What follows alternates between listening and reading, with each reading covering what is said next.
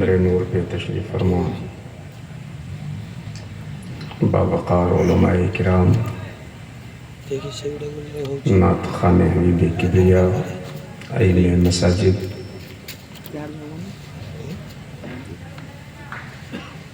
آج کی اس بابرکت مجلس میں شرکت کی سعادتوں سے مالا مال ہونے والے عزیز بچوں، نوجوان ساتھیوں، بزرگوں، دوستوں، السلام علیکم ورحمۃ اللہ وبرکاتہ۔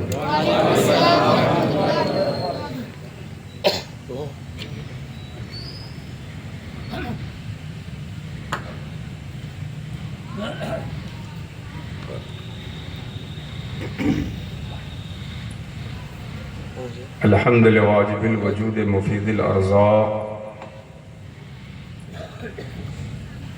والصلاة والسلام على سید البشر على الاطلاق، محمد المبعوث لتمیم مکارم الاخلاق،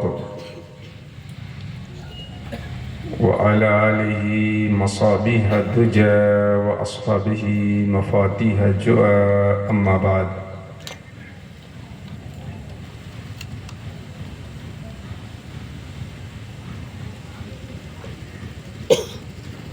فقد قال الله تبارك وتعالى في خطابه القديم وكلامه العظيم: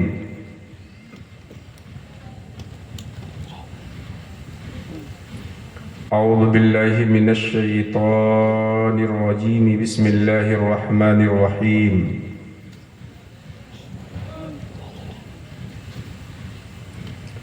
شرع لکم من الدین ما وصى به نوحا والذی اوحینا الیک وما وصينا به إبراهيم وموسى وعيسى أن أقيموا الدين ولا تتفرقوا فيه، كبر على المشركين ما تدعوهم إليه، الله يجتبي إليه من يشاء ويهدي إليه من ينيب۔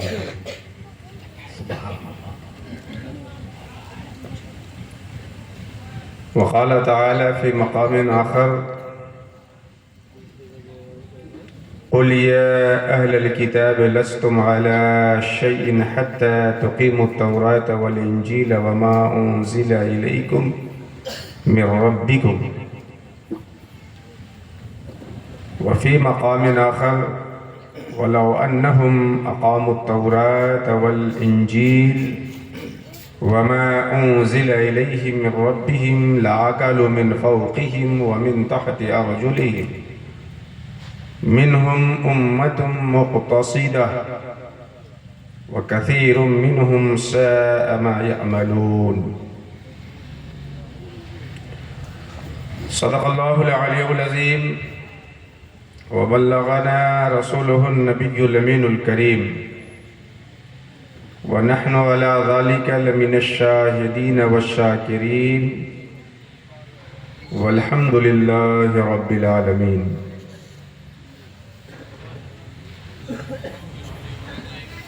انتہائی خلوص و محبت اور عقیدت و احترام کے ساتھ اپنے اور ساری کائنات کی مرکزی عقیدت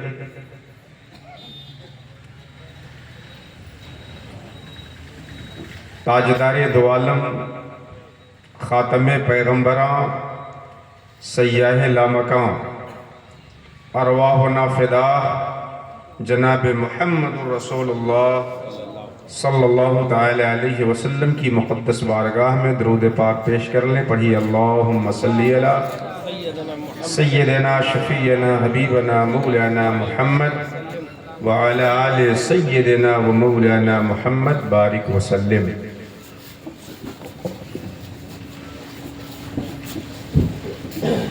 حضرت کا استقبال کر لیں۔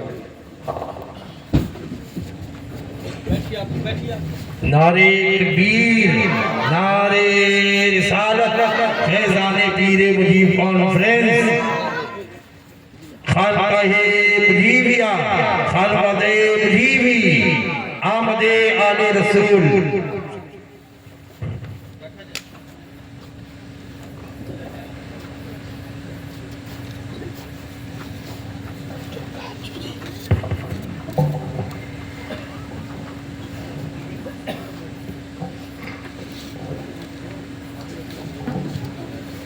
سبھی لوگ اپنی جگہ پہ تشریف رکھیں۔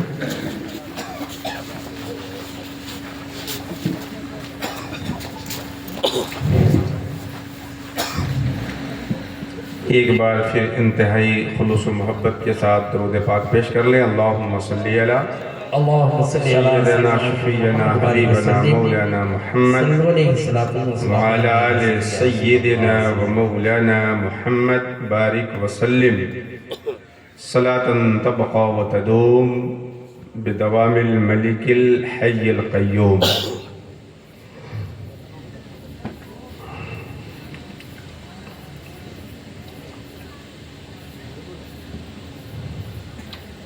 گفتگو شروع کرنے سے پہلے ایک وضاحت آپ سے کر دوں۔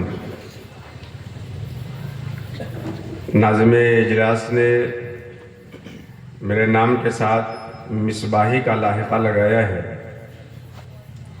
اور مصباحی معروف ہمارے ہاں وہ ہیں جنہوں نے جامعۃ الاشرفیہ سے شرف تلمذ حاصل کیا ہے۔ مجھے جامعہ اشرفیہ سے شرف تلمذ نہیں ہے، اس لیے کسی دھوکے کی بنیاد پر موصوف کو لگا ہو کہ میں بھی مصباحی ہوں۔ میں نے وہاں سے علم حاصل نہیں کیا ہے، اور اس میں کوئی شک نہیں ہے کہ حضور حافظ ملت کے جو پروردہ تھے اور ان سے علم کی جنہوں نے روشنی حاصل کی وہ ہمارے اساتذہ میں شامل ہیں، تو حافظ ملت کا فیضان ان کے شاگردوں کے توسط سے مجھے ضرور پہنچا ہے۔ لیکن یہ ایک نام ہے، اس نام کے لیے مصباحی کے لیے لوگ آج بڑا اختلاف کر رہے ہیں، تو جو ہیں ان کو دینے میں لوگوں کو دریغ ہو رہا ہے، تو جو نہیں ہے اس پہ چسپا کر کے اور پیٹ میں درد کرنے کی کیا ضرورت ہے کہ نہیں؟ تو میں مصباحی نہیں ہوں، میرے خیال سے آپ کے علم میں یہ نہیں تھا، اس لیے آپ نے میرے ساتھ اس کا لاحقہ کیا ہے۔ میں نے آج کی اس بابرکت مجلس میں آپ سے گفتگو کے لیے قرآن حکیم کی 3 آیت کریمہ تلاوت کرنے کی سعادت حاصل کی ہے۔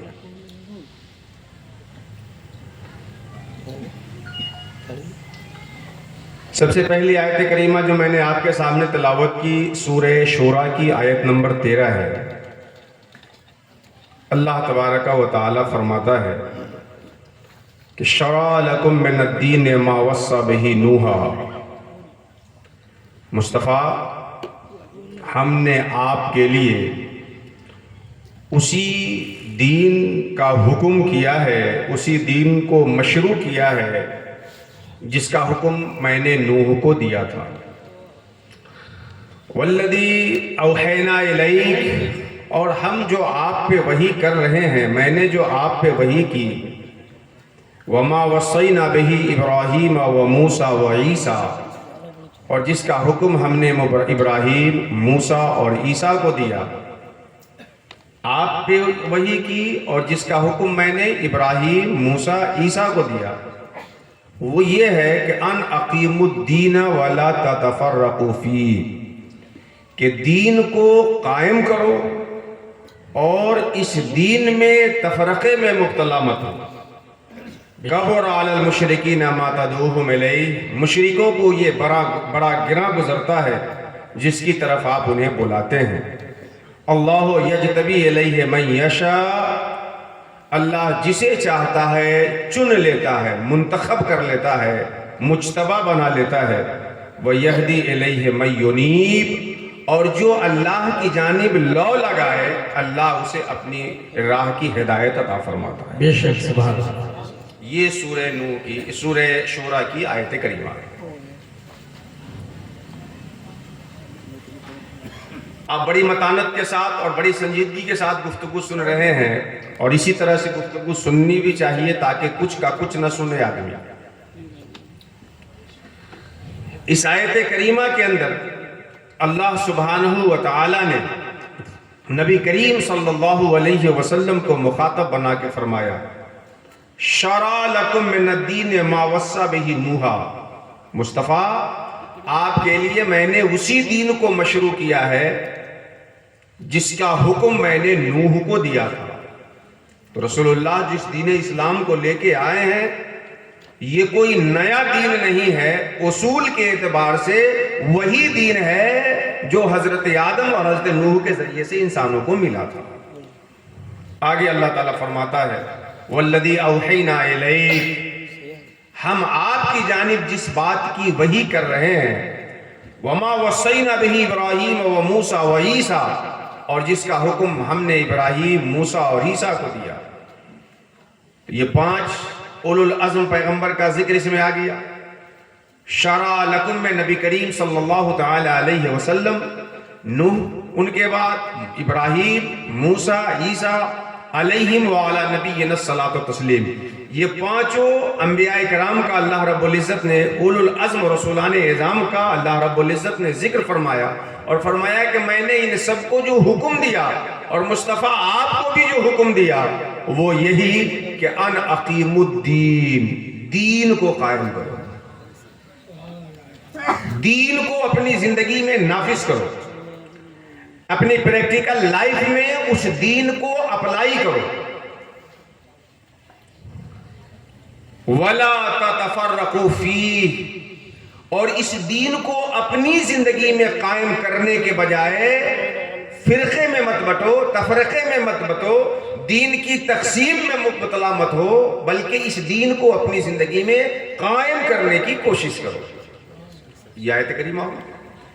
اب میں نے 2 مزید اور آیت کریمہ آپ کے سامنے تلاوت کی اس اقامت دین کے دونوں رخ کو واضح کرنے کے لیے کہ اللہ نے سب کو اپنی زندگی میں دین قائم کرنے کا حکم دیا، تو جو شخص اپنی زندگی میں دین قائم کر لے گا اس کی حیثیت کیا ہوگی، اور جو اپنی زندگی میں دین قائم نہیں کرے گا اس کی حیثیت کیا ہوگی۔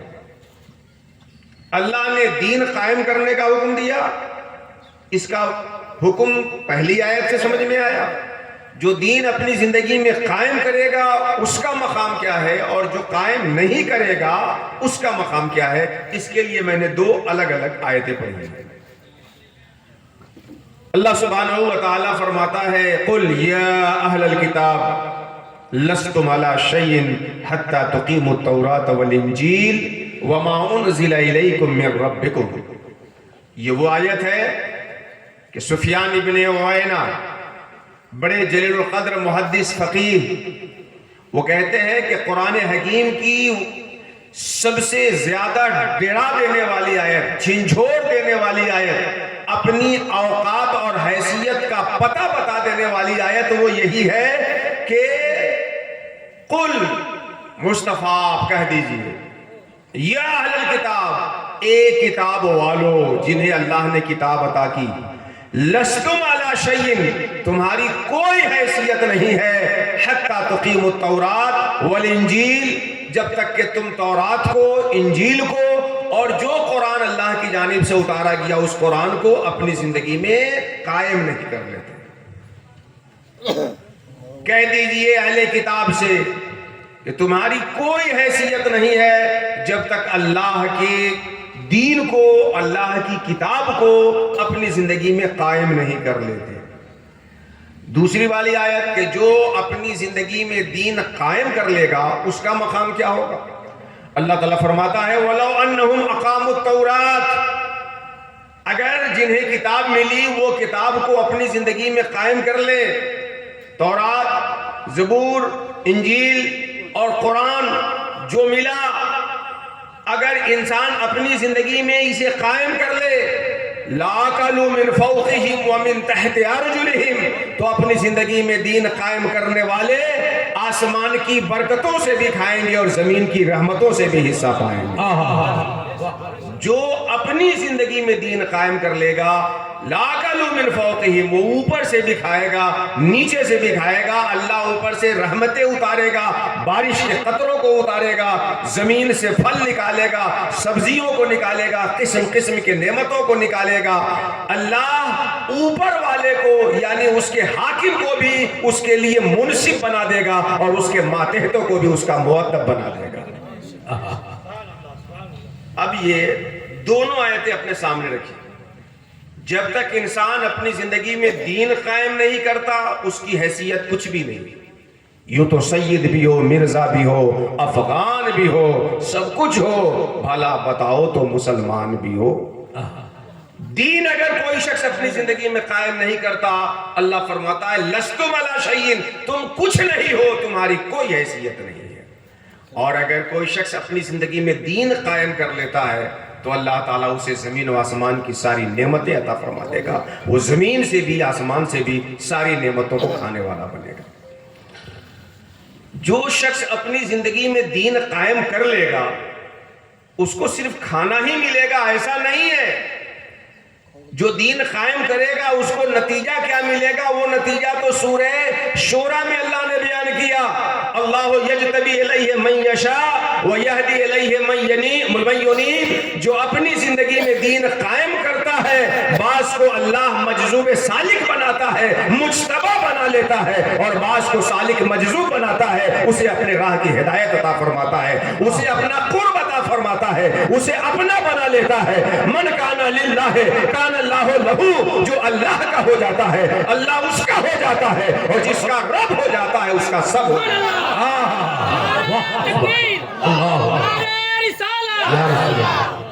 تو جو شخص اپنی زندگی میں دین قائم کرتا ہے اس کا تو رب ہو جاتا ہے، اور جس کا رب ہو جاتا ہے اس کا سب ہو جاتا ہے۔ لیکن اللہ تعالیٰ نے اس آیت میں کیا فرمایا؟ وَلَوْ أَنَّهُمْ أَقَامُوا التَّوْرَاةَ وَالْإِنْجِيلَ وَمَا أُنزِلَ إِلَيْهِمْ مِنْ رَبِّهِمْ، اگر وہ اپنی زندگی میں توریت قائم کر لے، انجیل قائم کر لے، جو قرآن اترا ہے اس کو اپنی پریکٹیکل لائف میں اپلائی کر لے، تو کھائیں گے آسمان سے بھی، کھائیں گے زمین سے بھی۔ جب دین قائم کرے گا تو کھائیں گے، یہ ذکر اللہ نے یہاں کیوں کیا؟ جبکہ وہ کھانا تو ہر جاندار کو کھلاتا ہے، ہر جاندار کو کھلاتا ہے، ہر انسان کو کھلاتا ہے، لیکن دین قائم کرنے والے کو اللہ زمین اور آسمان سے کھلائے گا۔ یہاں کیا مطلب؟ اس کا خاص فلسفہ یہ ہے کہ دین اپنی زندگی میں جب انسان قائم کرنا چاہتا ہے تو سب سے پہلی رکاوٹ جو آتی ہے اقامت دین میں وہ خیال رزق ہے۔ اپنی زندگی میں دین قائم کرنے میں سب سے پہلی رکاوٹ جو آتی ہے وہ کیا ہے؟ رزق کا خیال۔ ارے مولانا صاحب آپ نماز کی فضیلت پہ گفتگو کر گئے، دل تو کرتا ہے کہ دکان بند کر کے ظہر میں چلا جاؤں مسجد، دکان بند کر کے عصر میں چلا جاؤں مسجد، لیکن کاروبار کمزور ہوتے ہوتے ڈاؤن ہو جائے گا، پھر کھائیں گے کیا؟ مولانا صاحب آپ نے زکوٰۃ پہ ایسی تقریر کی، دل تو کرتا ہے کہ زکوٰۃ 2.5% فرض ہے مگر اور زیادہ اللہ کی راہ میں دے دوں، لیکن کل کاروبار کمزور ہو جائے گا تو کھائیں گے کیا؟ مولانا صاحب آپ نے حج پہ گفتگو کی، حج کرنے کا دل تو کرتا ہے لیکن 1-2 لاکھ روپیہ جو رکھے ہیں اس سے اگر حج کر لیتے ہیں تو اگلے مرحلے میں کیا ہوگا؟ کھائیں گے کیا؟ اور اہل علم حق بات کے بولنے سے اس لیے ڈرتے ہیں کہ اگر حق بات بول دو گے جلسے والے کو خراب لگ جائے گا، متولی صاحب کو خراب لگ جائے گا، مسجد سے نکال دیں گے، پروگرام میں نہیں بلائیں گے تو کل کھاؤ گے کیا؟ تو چونکہ اپنی زندگی میں دین کو قائم کرنے میں سب سے پہلی دیوار ہے خیال رزق، کھانے پینے کی فکر، اللہ نے اسی دیوار کو توڑ دیا کہ تم دین اپنی زندگی میں قائم کرو، اللہ آسمان سے رحمتیں اتارے گا، زمین سے برکتیں نکالے گا۔ تم اپنی زندگی میں دین قائم کرنے والے بن جاؤ، اللہ آسمان سے اپنی رحمتیں اتارے گا، زمین سے اپنی برکتیں اتار دے گا۔ اصحاب کہف کا واقعہ قرآن حکیم میں بڑا مشہور ہے، تفصیل کے ساتھ درج ہے، آپ لوگ اس کا مطالعہ کریں ایک مرتبہ ذرا۔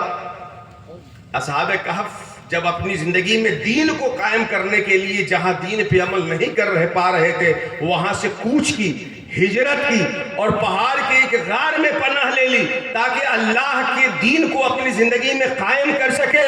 تو اللہ نے سورج کو ان کی بارگاہ اللہ کا اتنا مؤدب بنا دیا کہ سورج جب گزرتا ان کی طرف سے تو یوں جاتا کہ ان کے اوپر دھوپ نہ پڑنے پائے. اللہ کے دین کو قائم کرنے کے لیے آپ آگے بڑھیں گے, اللہ پوری دنیا کو آپ کے لیے فرش راہ بنا دے گا. بے شک سبحان اللہ. بہت خوب. سورہ شورا کیا ہے کہ اللہ نے تمہیں حکم یہ دیا کہ ان اقیم الدین, اپنی زندگی میں دین قائم کرو, ولا تتفرقوا فیہ, اور اس میں تفرقے میں مت پڑو. اگر دین نہیں قائم کرتے لستم علی شیء, تمہاری کوئی حیثیت نہیں ہے. دین قائم کر لو تو اللہ رزق بھی عطا فرمائے گا اور کسی کو مجتبی بنا لے گا, کسی کو اپنے راہ کی ہدایت دے کر سالک بنا دے گا. اچھا, یہ تو میں نے جو آیت کریمہ تلاوت کی تھی تینوں, اس کا ترجمہ اور اس کی مختصر سی تفسیر ہوئی. اب اصل گفتگو پہ آتے ہیں. اللہ سبحانہ و تعالیٰ نے حکم دیا دین اپنی زندگی میں قائم کرنے کا, اقامت دین کا. اللہ کا شکر ہے کہ اس نے ہمیں اور آپ کو وہ دین عطا کیا ہے جو دین کے دین مکمل ہے. الیوم اکملت لکم دینکم واتممت علیکم نعمتی ورضیت لکم الاسلام دینا.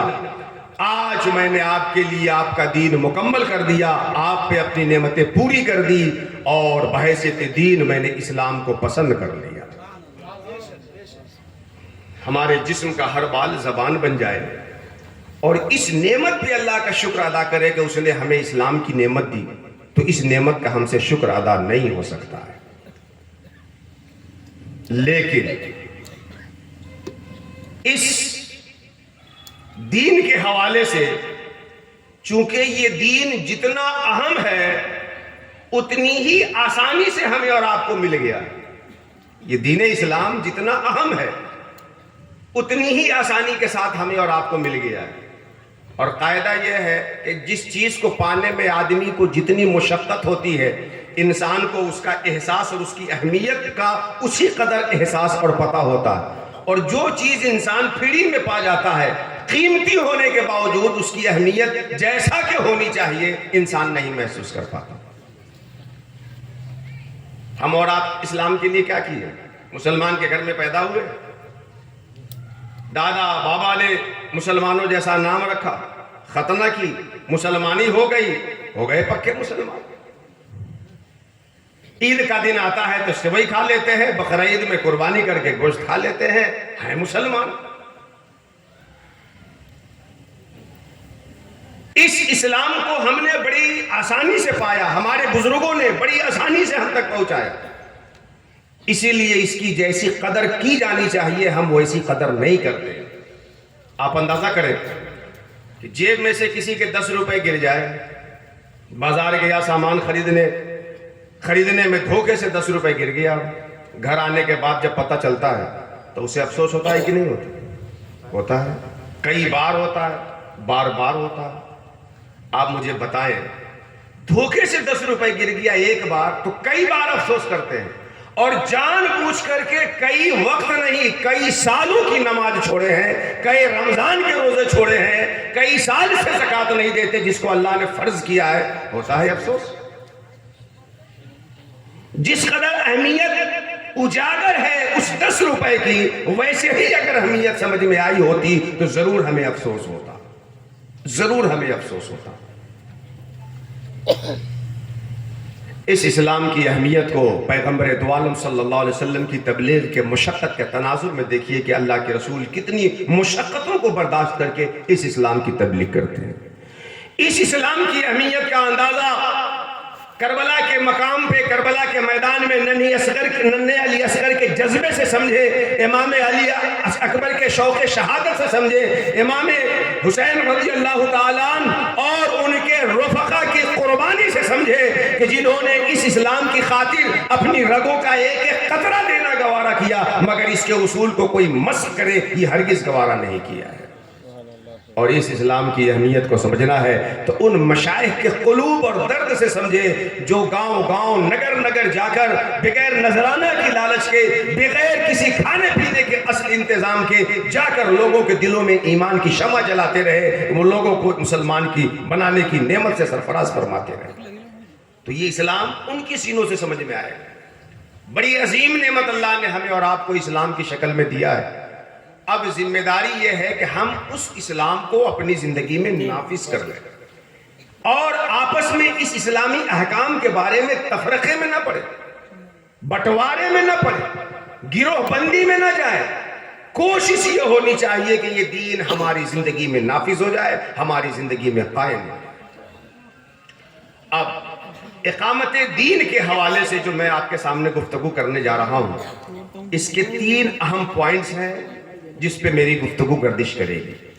نمبر 1، دین اسلام کوئی نیا دین نہیں ہے، 1400 سال صرف اس کی تاریخ نہیں ہے، اصول کے اعتبار سے یہ انبیاء سابقین کا ہی دین ہے اور اس کو مکمل کرنے کے لیے محمد رسول اللہ تشریف لائے صلی اللہ علیہ وسلم۔ کچھ لوگ یہ سمجھتے ہیں کہ اسلام صرف 1400 سال کا مذہب ہے، اس سے پہلے اسلام کا وجود نہیں تھا۔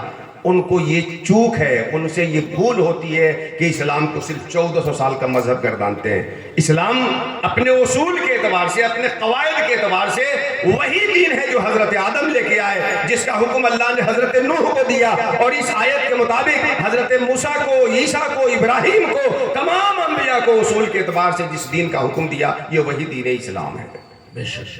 تمام انبیاء کا دین اصول کے اعتبار سے ایک ہے، احکام اور فروع کے اعتبار سے اس میں فرق ہوتا ہے۔ اللہ ایک ہے، حضرت آدم کے زمانے میں بھی یہ حکم تھا، اب بھی ہے۔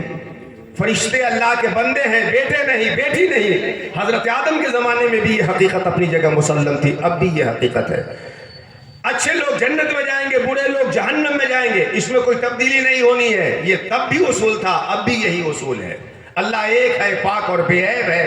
ہاں، زندگی کے جو اعمال ہیں، زندگی کے جو اشغال ہیں، زندگی کے جو افعال ہیں، زندگی کے جو کردار ہیں، کبھی کچھ حکم ہوتا ہے، کبھی کچھ۔ ہر نبی اپنے اپنے زمانے میں الگ الگ احکام فروعات کے لے کے گئے۔ محمد رسول اللہ قیامت تک آنے والے انسانوں کے لیے زندگی کے وہ اصول لے کر کے آ گئے کہ جو بھی مسئلہ قیامت تک آنے والا ہوگا، محمد رسول اللہ کے لائے ہوئے دین میں وہ اصل مل جائے گا، قاعدہ مل جائے گا، جس سے اس مسئلے کا حکم معلوم ہو جائے گا۔ بے شک۔ اسلام کوئی 1400 سال کا مذہب نہیں، یہ انبیاء سابقین کا مذہب ہے، اصل کے اعتبار سے، قاعدے کے اعتبار سے، اعتقادیات کے اعتبار سے۔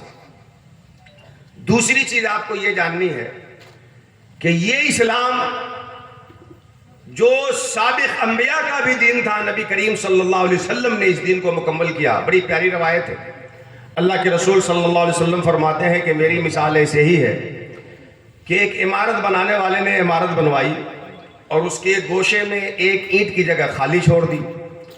جو اس عمارت کو دیکھتا اس کی تعریف کرتا، لیکن جب خالی جگہ پہ اس کی نظر پڑتی تو کہتا کہ کیا ہی اچھا ہوتا اگر یہاں بھی اینٹ لگ گئی ہوتی۔ آقا فرماتے ہیں کہ تعمیر نبوت کی وہ آخری اینٹ میں ہوں جسے اللہ تبارک تعالیٰ نے لگا کر کے اس دیوار کو مکمل فرما دیا ہے۔ بے شک، سبحان اللہ۔ محمد رسول اللہ اسی دین کو لے کر کے آتے ہیں اور قیامت تک آنے والوں کے لیے مکمل فرما دیا جاتا ہے اس دین۔ اچھا، یہ دین، پہلی چیز، کوئی نیا دین نہیں، اصول کے اعتبار سے انبیاء سابقین کا دین ہے۔ اصول اور فروع کا میں فرق ایک آپ کو سمجھا دوں مثال دے کر کہ ایک شخص ہے جو آپ کے پاس جاڑے کے دن میں آیا، تو جاڑے میں آئے گا تو سویٹر پہنا ہوا ہوگا، جیکٹ پہنا ہوگا، گرم ٹوپی لگایا ہوگا، ہو سکتا ہے کہ اور بھی سردی لگ رہی ہو تو اوپر سے چادر ڈالے ہوا ہو۔ مگر وہی شخص آپ کے پاس مئی جون میں آیا، گرمی کے موسم میں آیا، تو ٹوپی گرم لگایا ہوگا، جیکٹ پہنا ہوگا، اونی شال ڈالا ہوگا؟ نہیں۔ جاڑے میں آیا تو جاڑے کا لباس الگ لے کے آیا، گرمی میں آیا تو گرمی کا لباس الگ لے کے آیا۔ یہ جاڑا اور گرمی کی وجہ سے جو لباس بدل رہا ہے یہ دین کے فروعی احکام ہے، اور ہر حال میں آنے والے کی ذات جو وہی ذات ہے، یہ دین کے اصول ہے۔ تو اصول کے اعتبار سے تمام انبیاء ایک اصل قاعدہ لے کے آتے ہیں، اور فرو کے اعتبار سے جو جس موسم میں گیا، جو جس ماحول میں گیا، جو جس علاقے میں گیا، اس علاقے کے اعتبار سے وہاں کے لوگوں کے لیے عمل کے احکام لے کے گیا، عمل کے قواعد لے کر کے پہنچا۔ بے شک بہت خوب۔ اچھا، اب دوسری چیز اس گفتگو میں آپ کو یہ سمجھنی ہے کہ یہ دین جو ہے، اس دین کو مکمل ہمیں اپنی زندگی میں پکڑنا ہے کہ رسول اللہ جو دین لے کے آئے ہیں یہ 1400 سال نہیں بلکہ انبیاء سابقین کا دین ہے، پہلا پوائنٹ۔ دوسرا پوائنٹ کہ یہ جو دین ہے یہ دین مکمل ہے۔ یہ دین کیا ہے؟ مکمل۔ پرانا دین ہے اور یہ دین مکمل ہے، محمد رسول اللہ پہ اللہ نے اسے مکمل فرما دیا۔ مکمل ہونے کا کیا مطلب؟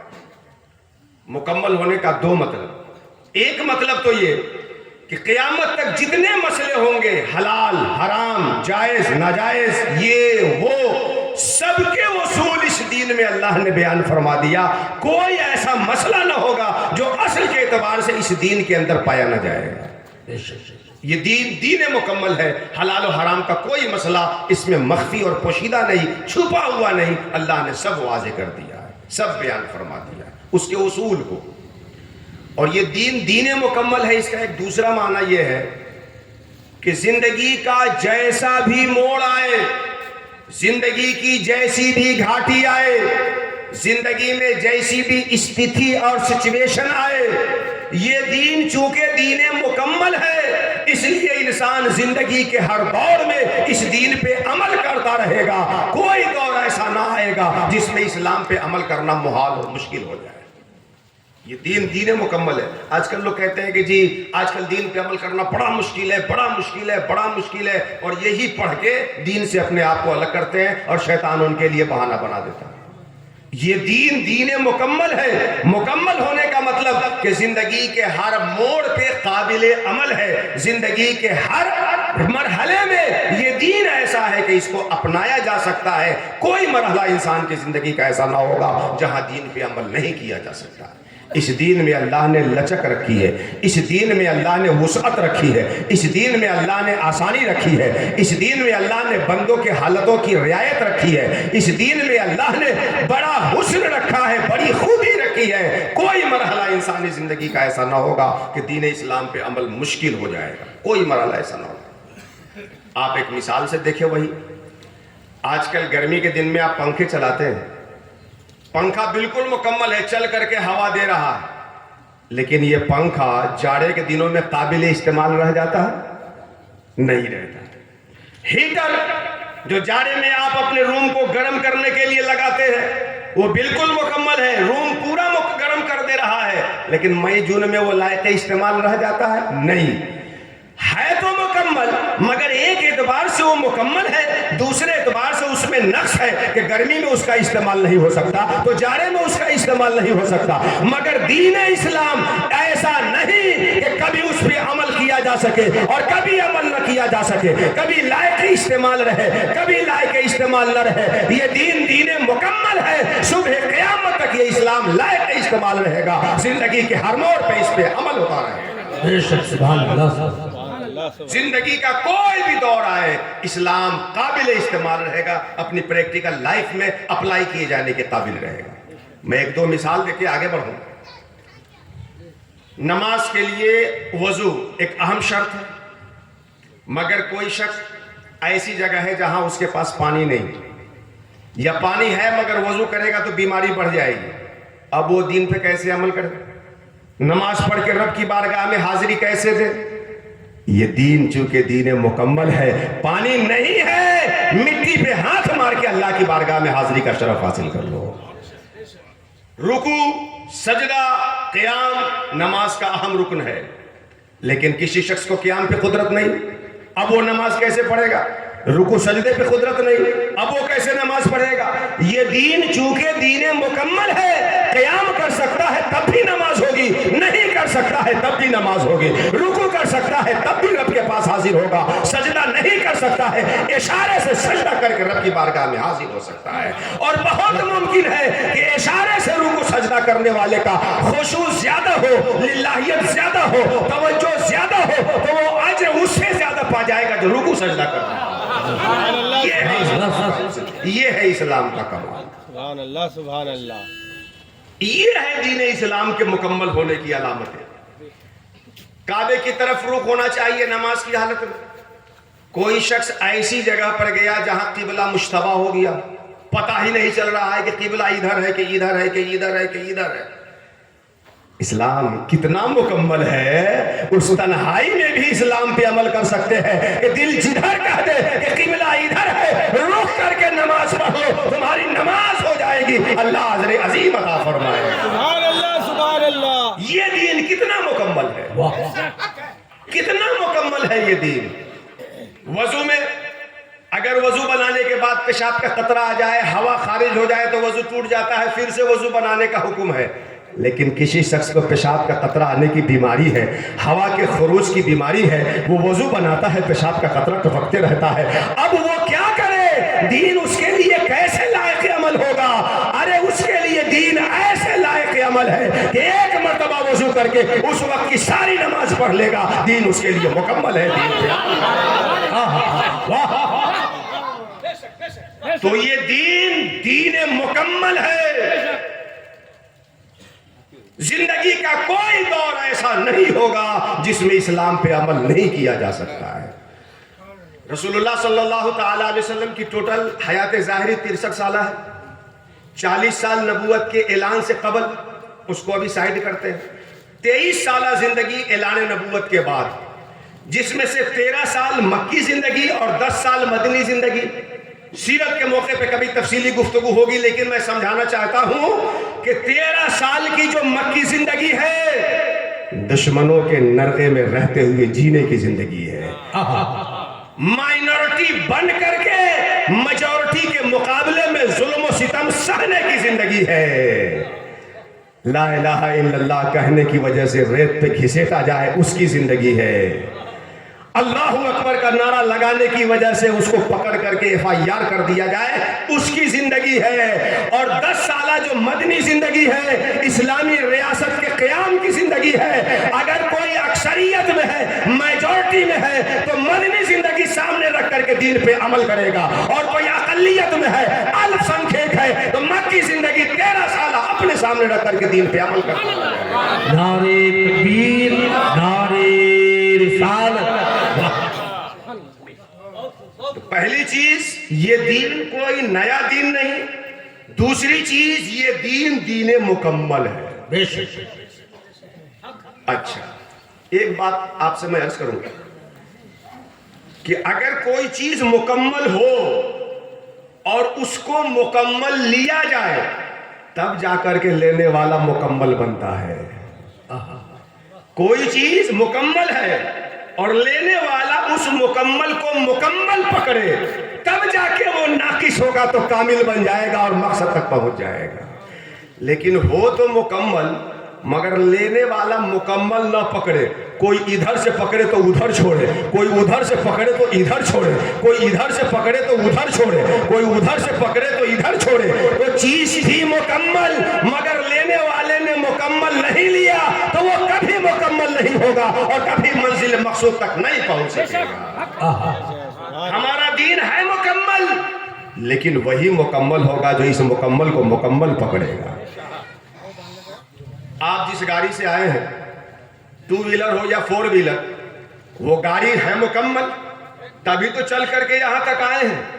लेकिन बाप के इंतकाल के बाद 4 भाइयों ने उस गाड़ी का बंटवारा यूं किया کہ ایک ہیڈ لائٹ لے کے رہ گیا، دوسرا سیٹ لے کے رہ گیا، تیسرا اسٹیئرنگ لے لیا، اور چوتھا جو ہے اس کی چھتری پہ قبضہ کر لیا۔ آپ بتائیے، گاڑی تھی مکمل مگر لینے والے نے اسے مکمل نہیں لیا ہے۔ اگر سب مکمل لے لیتے تو سب منزل تک پہنچ جاتے، لیکن کسی نے کچھ لیا، کسی نے کچھ لیا، کسی نے کچھ لیا، تو کوئی مکمل نہیں ہوگا۔ یہ دین مکمل ہے، جو اسے مکمل پکڑے گا وہ مکمل ہو جائے گا۔ فاروق اعظم نے مکمل پکڑا، مکمل ہو گئے۔ عثمان غنی نے مکمل پکڑا، مکمل ہو گئے۔ علی مرتضیٰ نے مکمل پکڑا، مکمل ہو گئے۔ غوث پاک نے مکمل پکڑا، مکمل ہو گئے۔ خواجہ اجمیری نے مکمل پکڑا، مکمل ہو گئے۔ پیر مجیب نے مکمل پکڑا، مکمل ہو گئے۔ نعرہ تکبیر، نعرہ رسالت، خانقاہ مجیبیہ، نعرہ تکبیر۔ یہ دین ہے مکمل، لیکن جو اسے مکمل پکڑے گا وہ مکمل ہوگا۔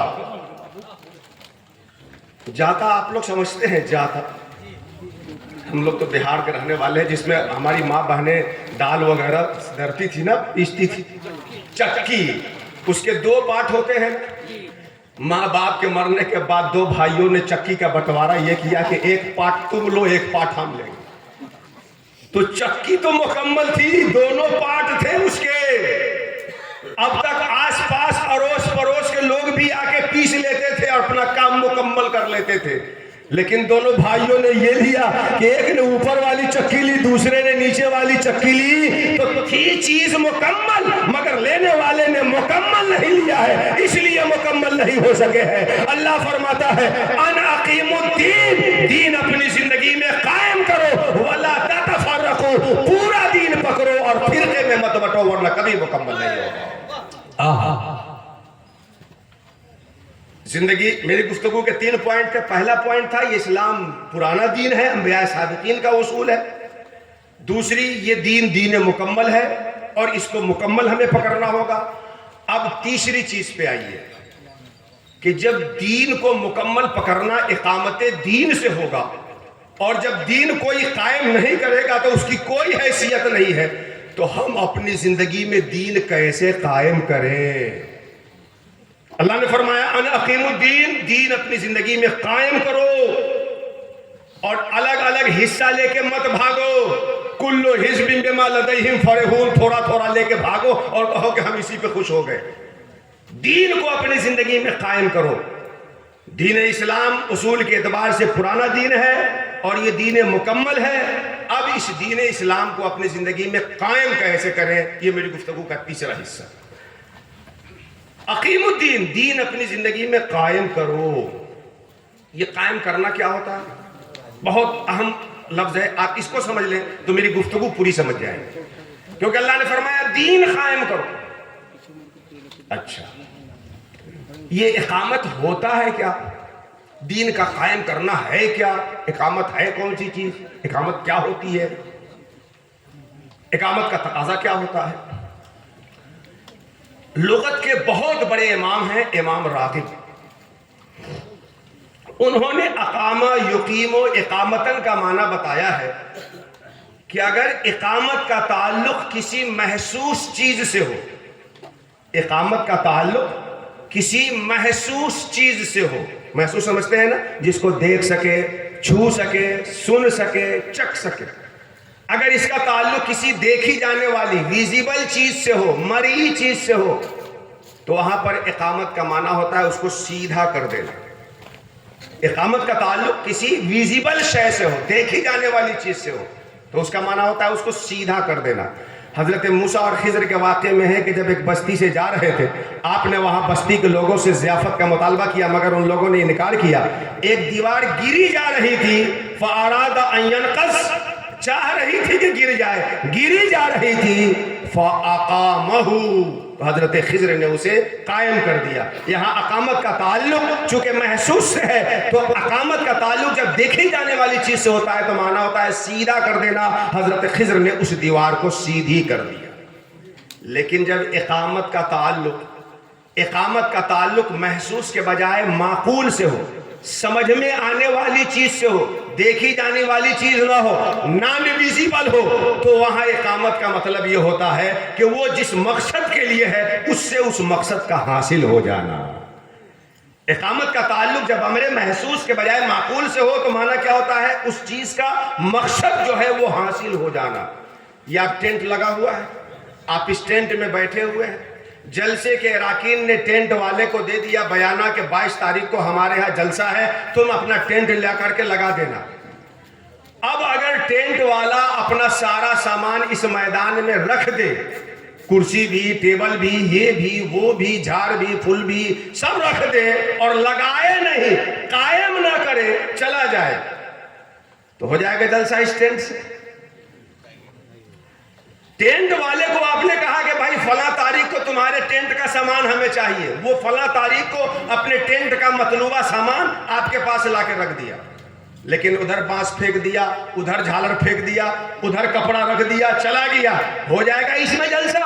नहीं, क्योंकि टेंट लाया तो मगर लगाया नहीं। लगाना तब होता है कि उससे जो मकसद है वो हासिल हो सके। हमने टेंट इसलिए नहीं मंगाया कि यहाँ फेंका जाए, इसलिए मंगाया कि यहाँ जलसा हो, तो टेंट लाके लगाना होगा, यानी टेंट का जो मकसद है वो हासिल होगा, तब जाके तुम पैसे के मुस्तहिक बनोगे। तो दीन कायम करने का मतलब सिर्फ टेंट की तरह फेंकना नहीं, अपनी जिंदगी में कायम कर लेना है, मकसद हासिल कर लेना। तो इकामत दीन अपनी जिंदगी में दीन के मकसद की तहसील। अब आप अपनी जिंदगी में दीन कायम कैसे करेंगे? ये तो मैंने आयतें की तर्जुमा तफसीर करने के बाद इसका एक 3 तमहीदी पॉइंट आपके सामने रखा। अल्लाह ने कहा दीन कायम कर लो तो जमीन और आसमान की बरकतें तुम्हारे लिए खोल देंगे, दीन ना कायम करोगे तो तुम्हारी कोई हैसियत नहीं होगी। तो दीन हम अपनी जिंदगी में कैसे कायम करें? असल पॉइंट ये है कि बगैर इकामत दीन के हमारी कोई हैसियत नहीं। आप तारीख का भी तो जायजा ले ले, बद्र के मकाम पे सिर्फ 313 थे, मगर ये वो थे जिन्होंने दीन कायम किया था और दीन कायम करने के लिए निकले थे। अल्लाह ने आसमान से फरिश्तों को उतार करके उनकी मदद की थी। और आज पूरी दुनिया में आपकी आबादी सेकेंडरी पोजीशन की हामिल है और बहुत सारे ममालिक आपके पास है, लेकिन हसास मसले पे भी जमा होते हैं तो बड़ा अच्छा उसके ऊपर जो है तो कमेंट किया जाता है कि खुर्दन नशिस्तन कुछ न करदन, खाना पीना और कुछ न करना। ये सारे 57 ममालिक के जो मुस्लिम सरबराहान हैं हसास से हसास मसले पे भी जमा होकर के अपनी एक आवाज दुनिया की जो आलमी ताकतें हैं उसके सामने नहीं मनवा सकते, क्योंकि लस्तुम अला शैइन, जब तक दीन को अपनी जिंदगी में कायम नहीं करोगे तुम्हारी कोई हैसियत नहीं रहेगी। तो अब हम अपनी जिंदगी में दीन कायम कैसे कर पाएंगे?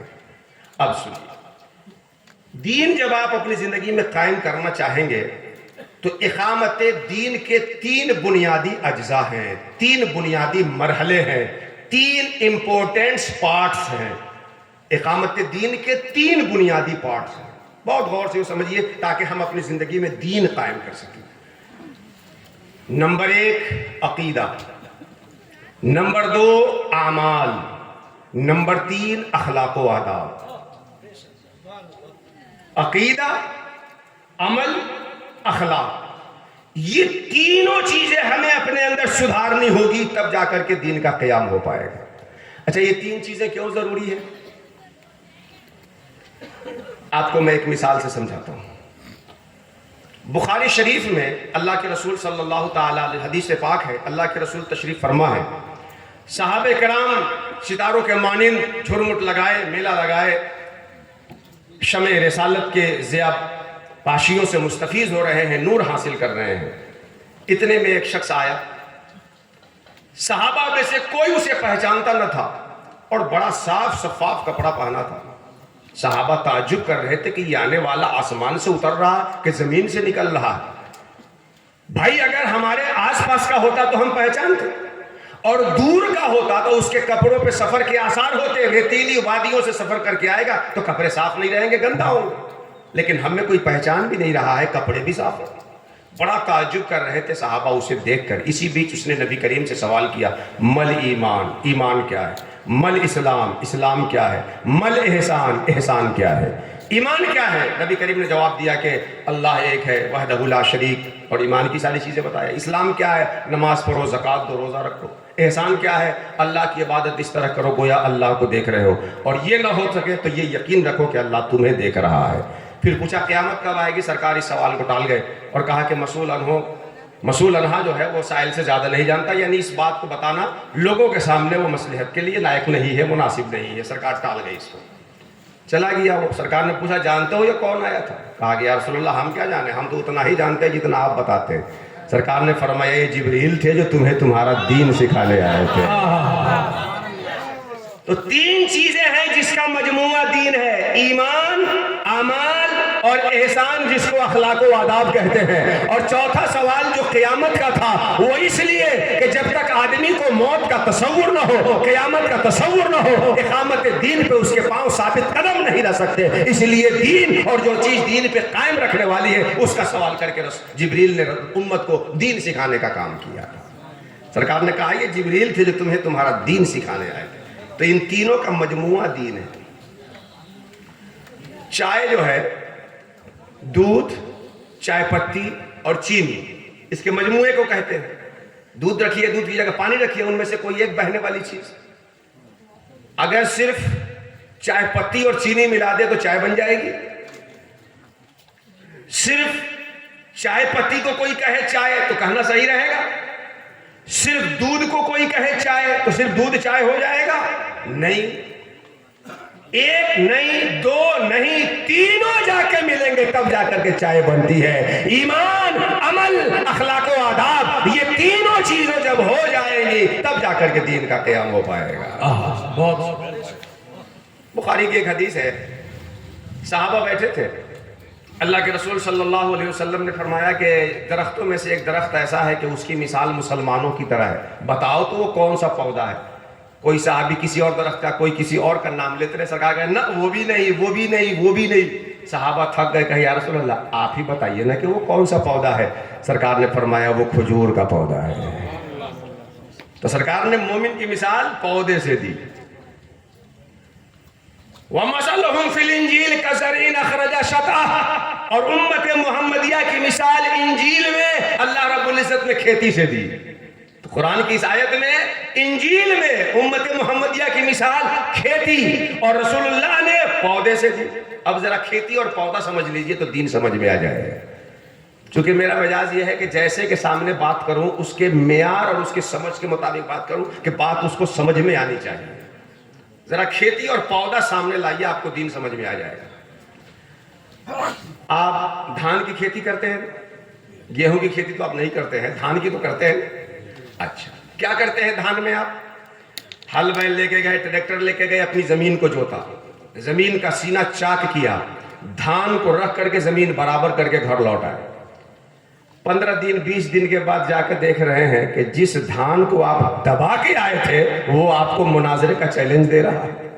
یہ مناظرے کا چیلنج آج کل مناظرہ کے کلچر کے تناظر میں کہہ رہا ہوں، آج کل ہر آدمی آستین سمیٹے مناظرہ کرنے کے لیے تیار ہے۔ وہ صاحبو، مناظرہ کر کے آپ دوسرے کی زبان خاموش کر سکتے ہو، اپنے دل کو خاموش نہیں کر سکتے ہو۔ اگر دل کے شبہات کو مٹانا ہے تو مناظرے سے نہیں، اولیاء کاملین کے قدموں کا خاک چھانے ان کے پاس جاؤ، تب جا کر کے تمہارے دل کے شبہات مٹیں گے۔ مولانا روم نے اسی مقام پہ مثنوی میں کہا ہے، صد کتابوں صد ورق در نار کن، روح دل را جانب دلدار کن۔ ارے کتابوں کے پڑھنے سے شبہات کا کیڑا ختم نہیں ہوتا، اللہ والوں کے نظروں سے پینے سے شبہات کا کیڑا۔ سبحان اللہ۔ اللہ کے رسول صلی اللہ علیہ وسلم نے کھیتی سے مثال دی۔ آپ دھان کی کھیتی جب کرتے ہیں، دھان کو دفن کر کے باہر آ گئے، 15 دن کے بعد جا کے دیکھے کہ وہاں سے پودا نکلا، پانی دیا، کھاد ڈالے، ہوائیں لگی، سورج کی روشنی ملی، 2.5-3 مہینے کا بعد دیکھا کہ لہلہاتی فصل تیار۔ کیا ہوتا ہے اس فصل میں کہ جیسا دھان زمین کے اندر رکھے ہوتے ہیں، پودا نکلتا ہے، پھر بالی لٹکتی ہے اور ایک دھان سے 70 دھان اوپر جم رہا ہوتا ہے۔ یہی نا کھیتی میں ہوتی ہے۔ پودے میں آپ گئے بازار سے آم خرید کے لائے، ایک آم بہت پکا تھا، گھل گیا تھا، کھانے میں لذیذ نہ ہوتا۔ آپ نے کیا کیا؟ صحن میں ایک گڈھا کھودا اور اس پکے آم کو گڈھے میں دفن کر کے بند کر دیا۔ 3-4 مہینے کے بعد وہاں سے آم کا ایک پودا نکلتا ہے، 3-4 سال کے بعد تناور درخت ہوتا ہے، اور جیسا زمین کے نیچے دبائے تھے ویسا آم اس کی ٹہنیوں پر لٹکتا نظر آتا ہے۔ یہی نا پودے میں ہوتا ہے۔ پودا اور کھیتی کے 3 اجزاء ہوئے، ایک بیج جو زمین کے اندر رکھتے ہیں، دوسرا پودا تناور درخت جو زمین کے اوپر پھیلتا ہے، اور تیسرا پھل جو اس میں لگتا ہے۔ تو پودے کا 3 حصہ ہوا، بیج جو زمین کے اندر ہے، پودا جو زمین کے باہر ہے، پھل جو پودے پہ لگا ہوا ہے۔ دین کا 3 حصہ ہے، ایمان جو قلب کی زمین کے اندر بیج کی طرح ہے، عمل جو پودے کی طرح جسم کے سارے حصے سے انجام دیا جاتا ہے، اخلاق و آداب جو اس کے اوپر پھل کی طرح مرتب ہو جاتا ہے۔ سبحان اللہ، تو یہ دین کے 3 بنیادی حصے ہوئے، عقیدہ، عمل، اخلاق۔ عقیدہ جو ہے یہ بیج کی طرح ہے، جیسے زمین میں ڈال دیے کوئی دیکھتا نہیں ہے، ایسے ہی قلب میں ایمان بیج کی طرح ہے۔ عمل پودے کی طرح ہے، ہاتھ سے اچھا کریے، پاؤں سے اچھی جگہ جائیے، کان سے اچھا سنیے، آنکھ سے اچھی دیکھیے، ناک سے اچھا سونگیے، زبان سے اچھا بولیے، اچھا کھائیے۔ یہ سارے اعمال پودے کی طرح ہیں، اور اخلاق و آداب اس پودے میں پھل کی طرح ہیں۔ یہ 3 بنیادی حصہ ہوا۔ تو جو اس تینوں کو اپنا لے گا وہ دین کو اپنی زندگی میں قائم کر لے گا، دین کو مکمل پکڑے گا۔ اور جو صرف عقیدے پہ رک جائے نجات تو پا جائے گا مگر مکمل نہیں ہوگا۔ جو صرف عمل پہ رہ جائے وہ بھی درجات بھی کچھ پا سکتا ہے لیکن مقرب نہیں ہوگا۔ جس کا عقیدہ بھی صحیح ہو، عمل بھی صحیح ہو اور اخلاق بھی صحیح ہو، نجات بھی پائے گا، اللہ کی بارگاہ میں قرب کے درجات بھی پائے گا۔ اب یہ 3 چیزیں ہوئی، عقیدہ، عمل، اخلاق۔ ڈاکٹر اقبال نے اسی کو اپنے شعر میں یوں کہا، یقین محکم عمل پیہم محبت فاتح عالم۔ یقین محکم یہ عقیدہ ہے، عمل پیہم یہ اعمال ہے، محبت یہ اخلاق و آداب ہے۔ یقین محکم عمل پیہم محبت فاتح عالم، جہاد زندگانی میں ہے یہ مردوں کی شمشیر ہے۔ یہ 3 چیزیں دین کی بنیادی حصہ ہے، اس تینوں کو آپ کو اپنانا۔ اب یہ تینوں مستقل ٹاپک ہے صاحب، 1 گھنٹہ عقیدے کے لیے کم سے کم، 1 گھنٹہ عمل کے لیے کم سے کم، اور 1 گھنٹہ اخلاق و آداب کے لیے کم سے کم، لیکن میں مشترکہ طور پر آپ کے سامنے اس کا نچوڑ اور خلاصہ رکھتا ہوں۔ عقیدہ، عقیدے کے باب میں ہمیں اہل سنت و جماعت کے عقیدے پہ رہنا ہے۔ عقیدے کے باب میں کیا کرنا ہے؟ ہمیں اہل سنت و جماعت کے عقیدے پہ رہنا ہے۔ اور اہل سنت و جماعت کے لفظ سننے کے بعد آج لوگ بڑا مخمصہ کرتے ہیں۔ اہل سنت و جماعت کے مفہوم کو کچھ لوگوں نے ماچس کے ڈبے سے بھی محدود کر دیا ہے کہ جسے چاہے اس کو اس میں داخل کرے اور جسے چاہے نکال لے۔ ایسا نہیں ہے، اہل سنت و جماعت فکر اشاعرہ پہ جو قائم رہے گا، شیخ ابو منصور ماتوریدی اور شیخ ابو حسن اشعری، ان کی فکر پہ جو قائم رہے گا وہ اہل سنت پہ رہے گا، اہل سنت کے امام۔ بے شک، سبحان اللہ۔ تو عقیدے کے بعد میں اہل سنت کے عقیدے پہ ہمیں رہنا۔ شیخ ابو الحسن اشعری کے متبعین شوافع ہیں اور ابو منصور ماتوریدی کے متبعین ہم احناف ہیں۔ عقیدے میں ہم فروع عقیدہ میں ان کا اقتداء کرتے ہیں، ان کی تقلید کرتے ہیں، اصول میں تو کسی کی تقلید نہیں۔ لیکن اللہ کا شکر ہے کہ ہم سب کو اس نے اہل سنت و جماعت بنایا ہے۔ اس عقیدے کے باب میں میں بہت نچوڑ پوائنٹ آپ کے سامنے رکھتا ہوں۔ عقیدے میں تو ایمان کے 6 ارکان ہیں، اور تفصیل کر دیں تو 7 بنیں گے۔ آمنت باللہ و ملائکہ و کتبہ و رسلہ والیوم الآخر والبعث بعد الموت والقدر خیرہ و شرہ من اللہ تعالی۔ 7 چیزیں ہو گئی۔ اللہ پہ، فرشتوں پہ، کتابوں پہ، رسولوں پہ ایمان لایا، قیامت پہ ایمان لایا، یعنی مرنے کے بعد دوبارہ زندہ ہونے پہ ہماری تقدیر اللہ کے دست تصرف میں ہے، ان سب پہ ایمان۔ لیکن ان ساری چیزوں کو اگر سمیٹے تو 2 میں سما جاتی ہے، ایک توحید اور دوسرا آخرت۔ اسی لیے قرآن حکیم میں اللہ سبحانہ و تعالیٰ نے جہاں اختصار کے ساتھ ایمان کے تقاضے ذکر کیا ہے وہاں توحید اور آخرت کا ذکر کیا ہے۔ دیکھیے سورہ بقرہ کے شروع میں وَمِنَ النَّاسِ مَن يَقُولُ آمَنَّا بِاللَّهِ وَبِالْيَوْمِ الْآخِرِ وَمَا هُمْ بِمُؤْمِنِينَ، تو ایمان اور یوم آخرت کا ذکر کیا۔ حدیث پاک میں اللہ کے رسول فرماتے ہیں کہ واللہ لا یومن واللہ لا یومن، یا یہ فرمایا کہ من کان یومن باللہ والیوم الاخر، جو اللہ اور آخرت پہ ایمان رکھتا ہو فلا یوجی زارہ، تو اپنے پڑوسی کو تکلیف نہ پہنچائے اور سچی اور اچھی بات کہے یا پھر خاموش رہے۔ تو یہاں بھی نبی کریم نے ایمان اور آخرت، توحید اور آخرت کا ذکر کیا ہے۔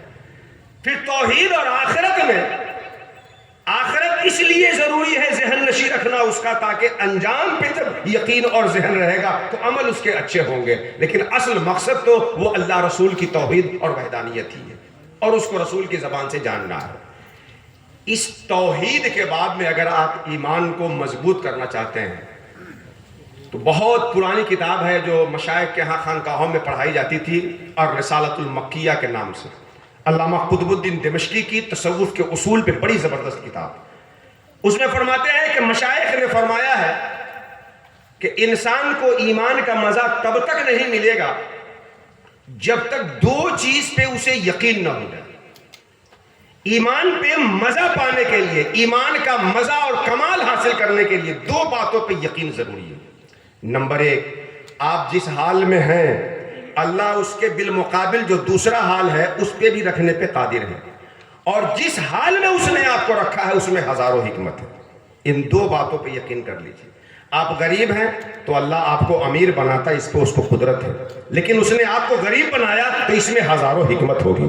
آپ بیمار ہیں، اللہ آپ کو تندرست رکھتا، اس پہ اس کو قدرت ہے، لیکن وہ بیمار رکھا ہے تو اس میں اس کی ہزاروں حکمتیں ہو سکتی ہیں۔ تو اللہ جس حال میں رکھا اس کے خلاف بھی رکھ سکتا تھا، اور جس حال میں اس نے رکھا ہے اس میں ہزاروں حکمتیں ہیں۔ یہ چیز اگر یقین کے ساتھ گلے کے نیچے اتر جائے ایمان کا مزہ مل جائے گا۔ جس حال میں اللہ نے رکھا اس کے خلاف بھی رکھ سکتا تھا، اور جس میں رکھا ہے اس میں اس کی ہزاروں حکمت۔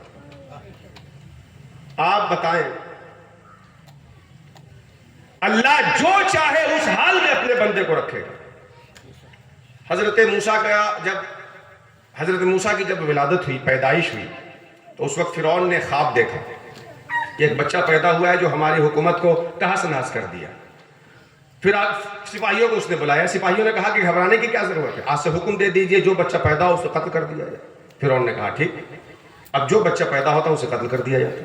اسی بیچ حضرت موسیٰ کی پیدائش ہوئی۔ جب حضرت موسیٰ کی پیدائش ہوئی تو ان کی ماں کو بڑا تذبذب ہوا کہ فرعون کے سپاہی جان جائیں گے تو ہمارے بیٹے کو قتل کر دیں گے۔ اللہ نے کہا اے موسیٰ کی ماں ڈرو مت، ایک صندوق میں اپنے لال کو بند کر کے اس ندی میں ڈال دو جو فرعون کے محل سے ہوتے ہوئے گزرتی ہے۔ اللہ کے حکم کے مطابق حضرت موسیٰ کی ماں اپنے بچے کو صندوق میں ڈال کر ندی میں ڈالتی ہے۔ جس فرعون کے ڈر سے ماں نے ندی میں ڈال کر کے رکھ دیا، اللہ اسی کے دربار میں لے جا کر کے حضرت موسیٰ کی پرورش فرما رہا ہے۔ حضرت یوسف کو ان کے بھائیوں نے دشمنی میں کنویں میں دھکیل دیا کہ مر جائے رہ جائے، اللہ وہاں سے نکال کر کے مصر کا تخت نشین بنا دیتا ہے۔ تو اللہ آپ کو جس حال میں رکھنا چاہے اس پہ وہ قادر ہے، اور جس حال میں بھی وہ رکھے گا اس میں ہزاروں حکمت ہے۔ یہ یقین اگر سینے میں سما جائے ایمان کا مزہ مل جائے گا۔ اسی کے لیے تو ہمیں سبحان ربی الاعلیٰ، سبحان ربی العظیم کی تکرار کا حکم آیا ہے۔ 2 رکعت کے لیے آپ نماز میں کھڑے ہوتے ہیں، رکوع میں گئے تو کم سے کم 3 مرتبہ سبحان ربی العظیم، سجدے میں 3 مرتبہ کم سے کم سبحان ربی الاعلیٰ، 1 رکعت میں 2 سجدہ، 2 رکعت میں 4 سجدہ، 4 تیائی 12، اور رکوع میں 3 15، اور ایک اور لے لیجئے دوسرے رکوع والا تو 18۔ صرف 2 رکعت نماز، جس سے کم نماز نہیں ہوتی، صرف 2 رکعت نماز کا ادنا مقدار، جس سے کم نماز نہیں ہوتی۔ بندہ جب مصلی پہ کھڑا ہوتا ہے تو 18 مرتبہ اپنے رب کو سبحان اور اعلیٰ اور عظیم کہتا ہے۔ اسی بات کو یاد کرنے کے لیے کہ تو نے جس حال میں رکھا ہے اس کے علاوہ میں بھی رکھ سکتا تھا، عاجز نہیں، تو پاک ہے، اور جس حال میں رکھا ہے اس میں ہزاروں خوبیاں ہے، تو عظیم ہے، تو اعلیٰ ہے۔ اسی کو تو سجدے میں، اسی کو تو رکوع میں دہراتا ہے، تبھی تو کہا گیا اقم الصلاۃ لذکری ان الصلاۃ تنہی عن الفحشاء والمنکر، میری یاد کے لیے نماز قائم کر لو۔ نماز قائم کر لو گے تو نماز ساری برائیوں سے دور کرے گا۔ عقیدے کے بعد میں یہ یقین اپنے اندر لائیے۔ لیکن آج ہماری صورتحال کیا ہے؟ مناظرہ کرنے کے لیے دلیل تو ہم نے اتنی جمع کر لی ہے صاحب، دوسرے کے پست کرنے کے لیے اتنی دلیل ہم نے جمع کی ہے، کہ کسی دن چوہا کسی کتاب کو کھسکا دے تو کتاب کے بھیڑ میں دھسنے کی وجہ سے مناظر صاحب وصال فرما سکتے ہیں.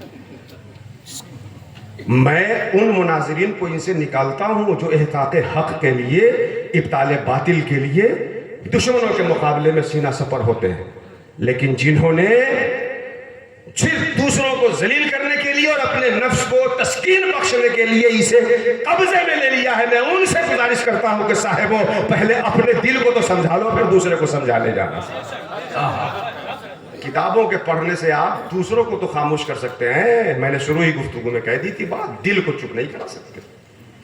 صاحب ہم اور آپ کئی کتاب پڑھ لیں گے کہ دل کو سمجھا لیجئے گا. امام غزالی جیسے لوگ، المنقذ من الضلال میں امام غزالی کہتے ہیں کہ مجھے یہ شبہ بہت پریشان کرتا رہا کہ ہم کہتے ہیں کہ ہم حق پہ ہیں اور ہمارا مقابل کہتا ہے کہ ہم حق پہ ہیں، تو جیسے ہم اس کو غلط سمجھتے ہیں اور اپنے کو صحیح، یہ بھی تو ہو سکتا ہے کہ ہم ہی غلط ہوں اور وہ صحیح. تمہیں کس نے کہا کہ تم ہی حق پہ ہو؟ اسی کو مولانا روم نے مثنوی میں کہا، کار استدلالیہ چوبی بوت، کار چوبی سخت بے دم کی بوت. صرف دلیل کی بات، صرف دلیل پہ بنیاد رکھنا کمزور ہوا کرتا ہے، لکڑی کا کام ہوا کرتا ہے. اس لیے صرف دیکھنے سے کام نہیں چلے گا، دلیلوں میں پھنسنے سے کام نہیں چلے گا. دلیلوں کے ساتھ ساتھ دلیل جن کی صحبت میں سمجھ میں آ جاتی ہے ان کی صحبت میں بھی جانا ہوگا. بڑا مشہور ہے امام فخر الدین رازی کا، جب اخیر وقت آیا پہنچ گیا شیطان مناظرہ کرنے. اللہ کو ایک مانتے ہیں، کیا دلیل؟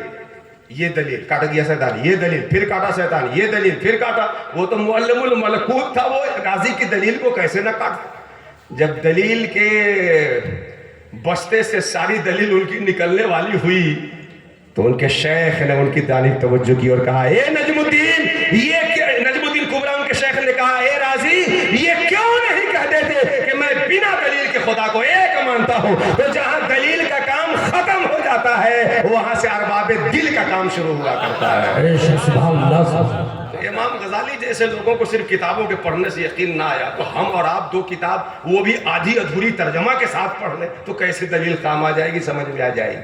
اس یقین کے لیے ہمیں، اس ایمانی یقین کے لیے ہمیں ایمان والوں کی صحبت میں رہنا ہوگا، یقین والوں کی صحبت میں رہنا ہوگا. اچھا کتاب کتنا ضروری ہے اور صحبت کتنی ضروری ہے، بس ایک حساب سمجھ لیجیے. انبیاء کتنے آئے ہیں؟ 1,24,000. رسولان اعظام کتنے ہیں؟ بولیے 313. کتاب کتنی آئی ہے؟ نبی کے لیے کتاب ہونا ضروری نہیں ہے، رسول کے لیے تو کتاب ہونا ضروری ہے. کتاب کتنی ہے؟ 100 صحیفے اور 4 مشہور کتاب. انبیاء 313 اور کتاب 100 صحیفہ اور 4، یعنی 104. چلیے 313 زیادہ ہے کہ 104 زیادہ ہے؟ میں سمجھتا ہوں کہ سیکنڈ تھرڈ کلاس کا طالب علم بھی اس میتھ کو بآسانی حل کر لے گا. اسی سے آپ سمجھ سکتے ہیں کہ زندگی میں انقلاب لانے کے لیے، دین کو قائم کرنے کے لیے، دنیا بسی جو دل میں ہے اس کو نکال کر اللہ کی محبت سے سرشار کرنے کے لیے کتاب تو چاہیے، مگر اس سے کہیں زیادہ صاحب کتاب چاہیے جو کتاب سمجھانے والے ہو، کتاب کی حقیقت کھول کے دکھانے والے ہو، کتابوں سے ہمیں حق کا رشتہ قائم کر دینے والے ہو. پہلی چیز عقیدے کے باب میں یقین.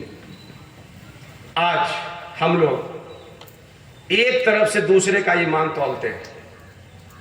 حد ہو گئی کہ جس کے گھر میں خود چور گھسا ہوا ہے وہ دوسرے کے گھر کا چور بھسانے میں لگا ہوا ہے.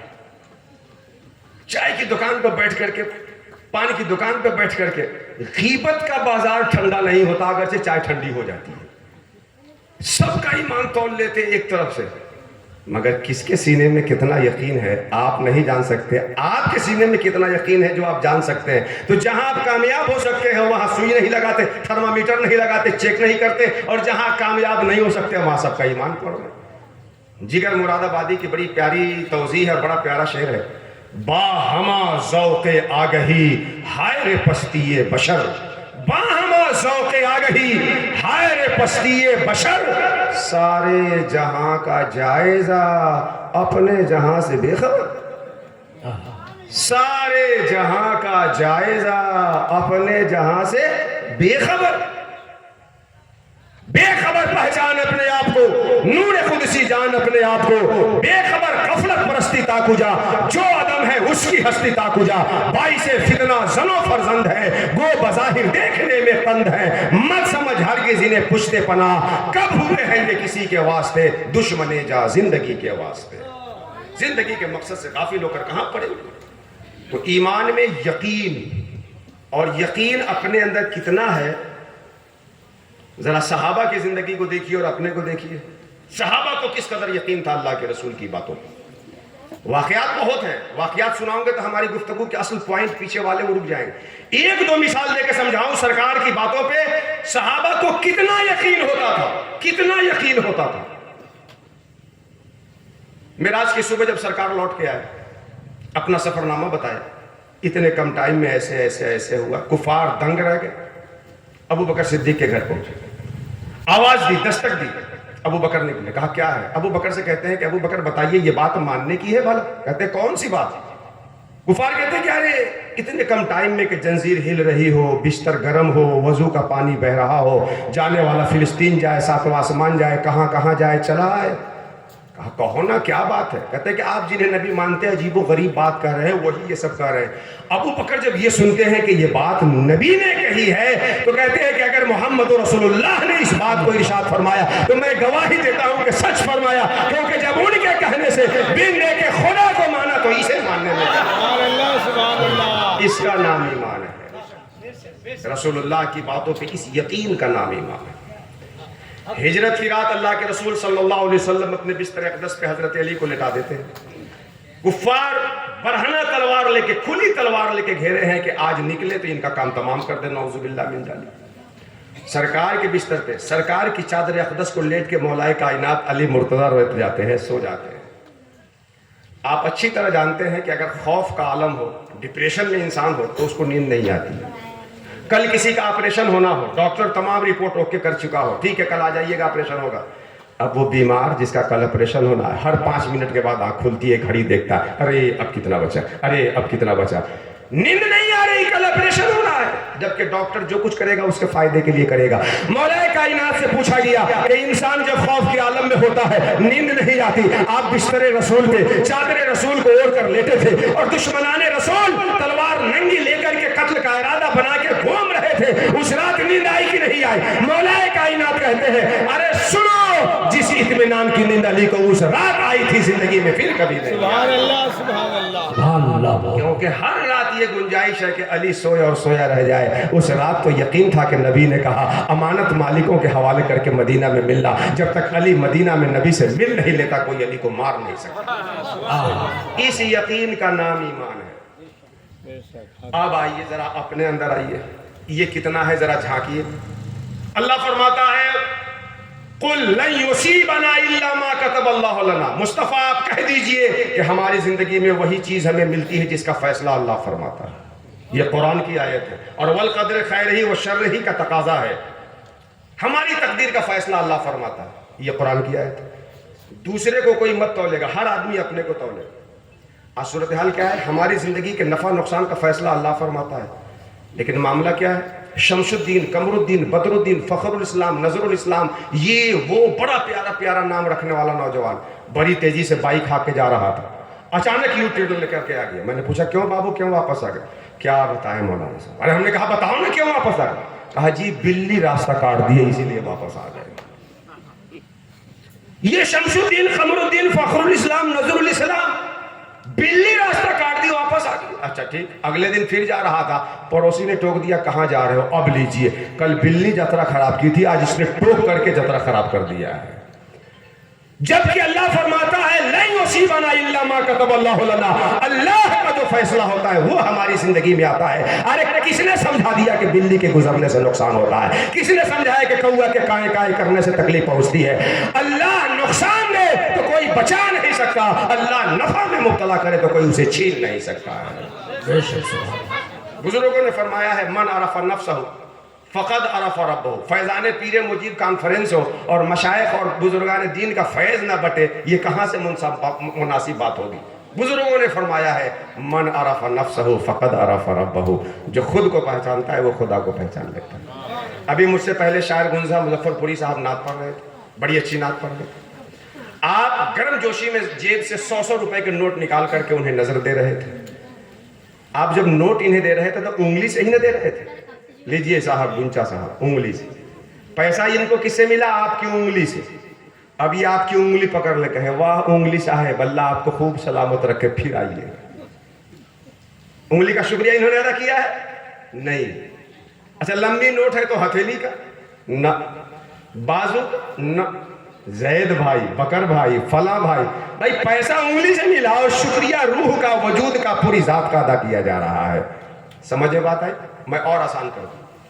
آپ جب جلسہ ختم ہونے کے بعد گھر لوٹے اور راستے میں کتا ہو بھوکنے لگے, اس کو آپ ایک اینٹا اٹھائیے اور اس کو مار دیجئے, تو کتا دوڑ کر کے بھوکتے ہوئے اینٹے کے پاس جائے گا کہ آپ کے پاس جائے گا؟ کتے کو بھی اینٹ ماریں گے تو وہ اینٹ کے پاس جا کے نہیں بھوکے گا. کس کو بھوکے گا؟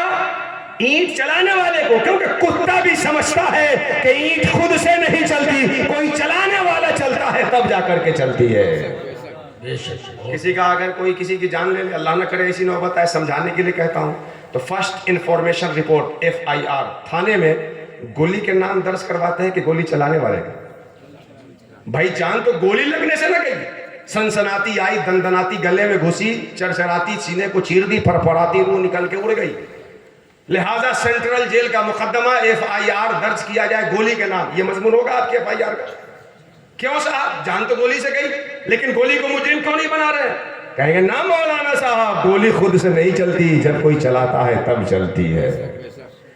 اچھا ڈنڈا اگر کوئی مار دے آپ کو تو ڈنڈے کو اٹھا کے پٹکیں گے کہ ڈنڈا چلانے والے کو؟ جس طرح ڈنڈا بغیر چلانے والے کے نہیں چلتا, اینٹ بغیر چلانے والے کے نہ چلتی, گولی بغیر چلانے والے کے نہیں چلتی, جس طرح جب روح کا آرڈر ہوتا ہے تو پاؤں چلتا ہے, روح کا آرڈر ہوتا ہے تو زبان بولتی ہے, روح کا آرڈر ہوتا ہے تو ہاتھ پکڑتا ہے, روح کا آرڈر ہوتا ہے تو کان سنتا ہے, روح کا آرڈر ہوتا ہے تو آنکھ دیکھتی ہے, روح کا آرڈر ہوتا ہے تو ہاتھ بڑھ کے دیتا ہے, روح کا آرڈر ہوتا ہے تو نہیں دیتا. جیسے روح کی مرضی کے بغیر ہمارے جسم کا کوئی عزم, کوئی حرکت نہیں کر سکتا, اللہ کی مرضی کے بغیر کائنات کا کوئی حصہ نہیں کر سکتا. سبحان اللہ صاحب. اس یقین کو اپنے اندر بسائیں گے تب جا کر کے پہلا معنی حاصل ہوگا. دین کی اقامت کا بنیادی حصہ ایمان کو اپنے اندر قائم کریں. اچھا اسی پہ اگر زیادہ گفتگو کروں تو 2 حصہ رک جائے گا, اس لیے اس پہ سمجھنے کے لائق گفتگو ہو گئی, اگرچہ جتنا میں کر سکتا ہوں ابھی اتنی نہیں ہوئی, لیکن آپ سمجھ سکتے ہیں اقامت دین کا پہلا مرحلہ ایمان میں یقین پیدا کرنا. اہل سنت کا عقیدہ ہے ہم سب کا, عقیدے میں کوئی کھوٹ اور کمی نہیں ہے, لیکن وہ صحیح عقیدہ سو رہا ہے, اسے جگانے کی ضرورت ہے. اسے جگانے کی ضرورت ہے. اس چنگاری کو مشائخ کی بارگاہ میں لے جا کر کے ذکر الہی کا پانی پلانے کی ضرورت ہے, ہوا دینے کی ضرورت ہے. جس کو حافظ شیرازی نے بڑی پیاری بات کہی کہ می دہند آبے و دل ہارا کونگر می کنن, اللہ والے ذکر الہی کا پانی پلا پلا کر کے دلوں کو مضبوطی بخشتے ہیں, دلوں کو قوت بخشتے ہیں. تو یہ ہوا ایمان کے بعد. آگے بڑھیے دوسرا معاملہ عمل کا. ایمان کے بعد دوسرا مرحلہ آتا ہے عمل کا. آج کل لوگ بڑا اس پہ مخمصہ مچاتے ہیں صاحب, لیکن ایمان اور عمل کا رشتہ بڑا مضبوط ہے صاحب. اگر بیج اچھی ہے تو پودا نہ نکلے, یہ کہاں سے ہوگا؟ ایمان بیج ہے, عمل پودا ہے. آپ اچھی قسم کی بیج لا کر کے لگائیں اور پودا نہ نکلے. اگر پودا نہیں نکل رہا ہے تو مطلب یہ ہے کہ جس دکان سے لائے ہیں وہ نقالوں کی دکان تھی, اصلی والوں کی دکان نہیں تھی. ورنہ اگر اصلی والوں کے عقیدے سے ایمان اور یقین کی مضبوطی کو حاصل کیے ہوتے تو ضرور عمل کا پودا آپ کے وجود میں پھل رہا ہوتا. صاحب مجھے بتائیں, اس بجلی کو تار کو پکڑنے کے لیے اگر کسی کو کہا جائے تو کوئی پکڑے گا؟ اچھا فری میں آپ نہیں پکڑیں گے, میں اپنا پورا نذرانہ اگر دے دوں تو پکڑ لیجئے گا. کیوں نہیں؟ کیونکہ آپ کو اندر یقین ہے کہ جل جائیں گے, کرنٹ لگ جائیں گی, یقین ہے تو عمل ہو رہا ہے, نہیں پکڑیں گے. زہر کا شوربہ پینے کے مل جائے, زہر کا پیالہ مل جائے, پیجئے گا, یقین ہے. آپ جس کرسی پہ بیٹھے ہیں وہاں ایک سوراخ ہو اور بچوا کہہ دے چچا بیٹھ تو رہے ہیں مگر ذرا دھیان دیجئے گا, بس اتنا ہی کہے. آپ کہیں گے بابو کیا ہے, ذرا کچھ کہو تو, کچھ ہے کیا؟ ارے چچا بس بتا دیا ہم نے. ارے نہ بابو بتاؤ تو کیوں کہہ رہے ہو؟ ارے چچا بس 10 منٹ پہلے اس میں ایک سانپ گیا تھا. یہ بچہ آپ سے جھوٹ بھی تو بول سکتا ہے, مذاق بھی تو کر سکتا ہے. آج کل تو بچے چچوں ہی کا مذاق اڑاتے ہیں. لیکن جب یہ کہہ دیا تو آپ بچیں گے کہ بڑا اچھا کیا, پھنسے زید پھنسے بکر, ہم کیوں پھنسے. اور اگر تکلف کے مارے بیٹھ بھی گئے اور تقریر ہو رہی ہے تو ذہن, آنکھ ہماری طرف ہے اور ذہن پورا اس سوراخ کی طرف لگا ہوگا, اب نہ نکل جائے, اب نہ نکل جائے, اب نہ نکل جائے. اور چوہا بھی بغل سے گزرے گا تو ایسے اٹھیے گا کہ کرسی ٹوٹ جائے گی, ارے پتہ نہ جانے کیا ہو گیا. ایک بچے نے کہا آپ نے مان لیا تو عمل وہیں سے شروع ہو گیا. انبیاء کے بتائیں, اولیاء اس کی تشریح کریں, شہداء گردن کٹا کے یقین کے باب کھول کے دکھا دے, صدیقین اس کی تصدیق کر دے, اور اس کے باوجود ایسا ایمان ہو کہ عمل نہ آئے آپ کی زندگی میں. بڑا پیارا جملہ ہے جو سوشل میڈیا پہ شیئر کیا جاتا ہے کہ جو یقین, جو ایمان آپ کو بستر سے اٹھا کے مصلے پہ نہیں لا پا رہا ہے, وہ قبر سے اٹھا کے جنت میں کیسے لے جائے گا. کیا جو ایمان آپ کا, جو یقین آپ کا بستر سے مصلے پہ نہیں کھڑا کر پا رہا, عشاء چھوڑ کے سو گئے, فجر چھوڑ کے سو گئے, بستر سے مصلے پہ نہیں کھڑا کر پا رہا, وہ قبر سے جنت کیسے لے جائے گا, وہ آپ خود سوچ لیجیے. تو ایمان اگر کامل ہوگا, ایمان اگر چاند ہے تو عمل صالح اس کی چاندنی ہے, ایمان اگر سورج ہے تو عمل صالح اس کی روشنی ہے, ایمان اگر گلاب ہے تو عمل صالح اس کی خوشبو ہے. جیسے چاند سے چاندنی کو, سورج سے روشنی کو, گلاب سے خوشبو کو الگ نہیں کر سکتے, کامل ایمان ہو تو عمل صالح کو اسے الگ نہیں کیا جا سکتا. ایمان کے بعد دوسرا مرحلہ اگر آپ دین پہ قائم کرنا چاہتے ہیں تو عمل صالح کا. یہ بلڈنگ دیکھ رہے ہیں نا, ایک مرحلہ زمین کے نیچے ہے جو ڈی پی سی کے اندر ہے, دکھ نہیں رہا ہے, وہ ایمان ہے. دوسرا مرحلہ ڈی پی سی سے اوپر لے کے چھت تک ہے جو چاروں طرف کی دیوار اور پیلر ہے. اور تیسرا مرحلہ اخلاق و آداب ہے جو چھت ہے, جو اس کے اوپر سب کی طرح سایہ فکن ہے اور لگا ہوا ہے. ایمان, دوسرا مرحلہ عمل. اچھا, اب عمل کے بعد میں دین کیسے قائم کریں. جب ہم لوگ ایک تو عمل سے دور رہتے ہیں, کیا سوچ کے ارے ایمان والے تو ہیے ہیں یار, نکل جائیں گے جنت سے, جہنم سے ایک رہیں گے. کیا شیطان نے لگا, میرا ایمان ہے اس حدیث پہ کہ رائی کے دانے کے برابر جس کے سینے میں ایمان ہوگا ضرور ایک نہ ایک دن جہنم سے نکل جائے گا. بلکہ بخاری کی ایک روایت میں تو پیارے آقا نے فرمایا وَإِنْ عَدْنَا رائی کے دانے کے برابر سے کم, اس سے بھی کم ایمان اگر ہے تو اللہ اس کا بدلہ جنت کی شکل میں عطا فرمائے گا. لیکن اب جہنم سے نکلیں گے ایمان کی بنیاد پہ تو نماز چھوڑ دیں, حرام کھائیں, جھوٹ بولیں, شراب پیئیں, زنا کریں. اسی نظریے نے یہود کو تباہ کر کے رکھ دیا. قالوا لن تمسنا النار الا ایاما معدودا, وہ کیا کہنے لگے کہ ہم تو جہنم میں چند دن رہیں گے پھر جنت کے مزے لوٹتے رہیں گے. اسی فکر نے کسی نہ کسی طرح سے ہمیں ڈگمگا کے رکھ دیا. ایک بات میں آپ سے پوچھوں کہ آپ کے اندر ایمان ہے, جہنم سے نکل جائیں گے تو اب جنت میں جانے کا کام کرنے کی ضرورت نہیں ہے, تو اس دنیا سے بھی تو ایک دن نکل جائیں گے, تو یہاں کی مصیبت سے بچنے کی کیوں فکر لگے رہتی ہے. نہیں سمجھے, ارے جیسے ایمان کی بنیاد پر جہنم سے نکل جائیں گے تو اب جہنم سے نکلنے کے لیے کچھ مت کریے, ایمان کافی ہے, جنت میں چلے جائیں گے, تو اس دنیا سے بھی تو نکل جانا ہے, تو اس کے لیے کیوں کچھ کرنے میں لگے ہوئے. لیکن کس قدر الٹا نشانہ اور کتنا کامیاب, شیطان کتنا آپ کو پھنسائے ہوا ہے. عمل آپ کے اندر ہونا چاہیے. اچھا ٹھیک, عمل ہونا چاہیے تو عمل کہاں سے شروع کرے آدمی, یہ اہم مرحلہ. اگر آپ چاہتے ہیں کہ آپ اپنے بچے کو پڑھائیں تو پہلے ہائی اسکول کے کلاس میں ایڈمٹ کرائیں گے, 10ویں کلاس میں, کہ پہلے فرسٹ کلاس نرسری سے لے جائیں گے. کہاں سے کریں گے, نرسری سے, کہ کیول ہائی اسکول میں ایڈمیشن کرائیں گے. نہیں, آپ اگر گھر بنانا چاہتے ہیں اور آپ کے پاس زمین نہیں ہے تو پہلے زمین حاصل کرنے کی کوشش کریں گے کہ پہلے سیمنٹ, بالو, سریا, اینٹ گٹی گرا لیں گے, اس کے بعد زمین ڈھونڈیں گے. کیا کریں گے بتائیے, پہلے زمین حاصل کریں گے. عمل آپ کرنا چاہتے ہیں اللہ کو خوش کرنے کے لیے, دین کو قائم کرنے کے لیے, تو پہلے وہ اعمال جو بیسک اور بنیادی اور فرائض کے قبیل سے ہے وہاں سے شروع کرنا ہوگا, پھر فرض کو سنت سے مکمل کریں گے اور اس سنت کو آداب و اخلاق, مستحب, نوافل سے مکمل کریں گے. شروع کہاں سے کرنا ہے ہم کو, فرائض سے.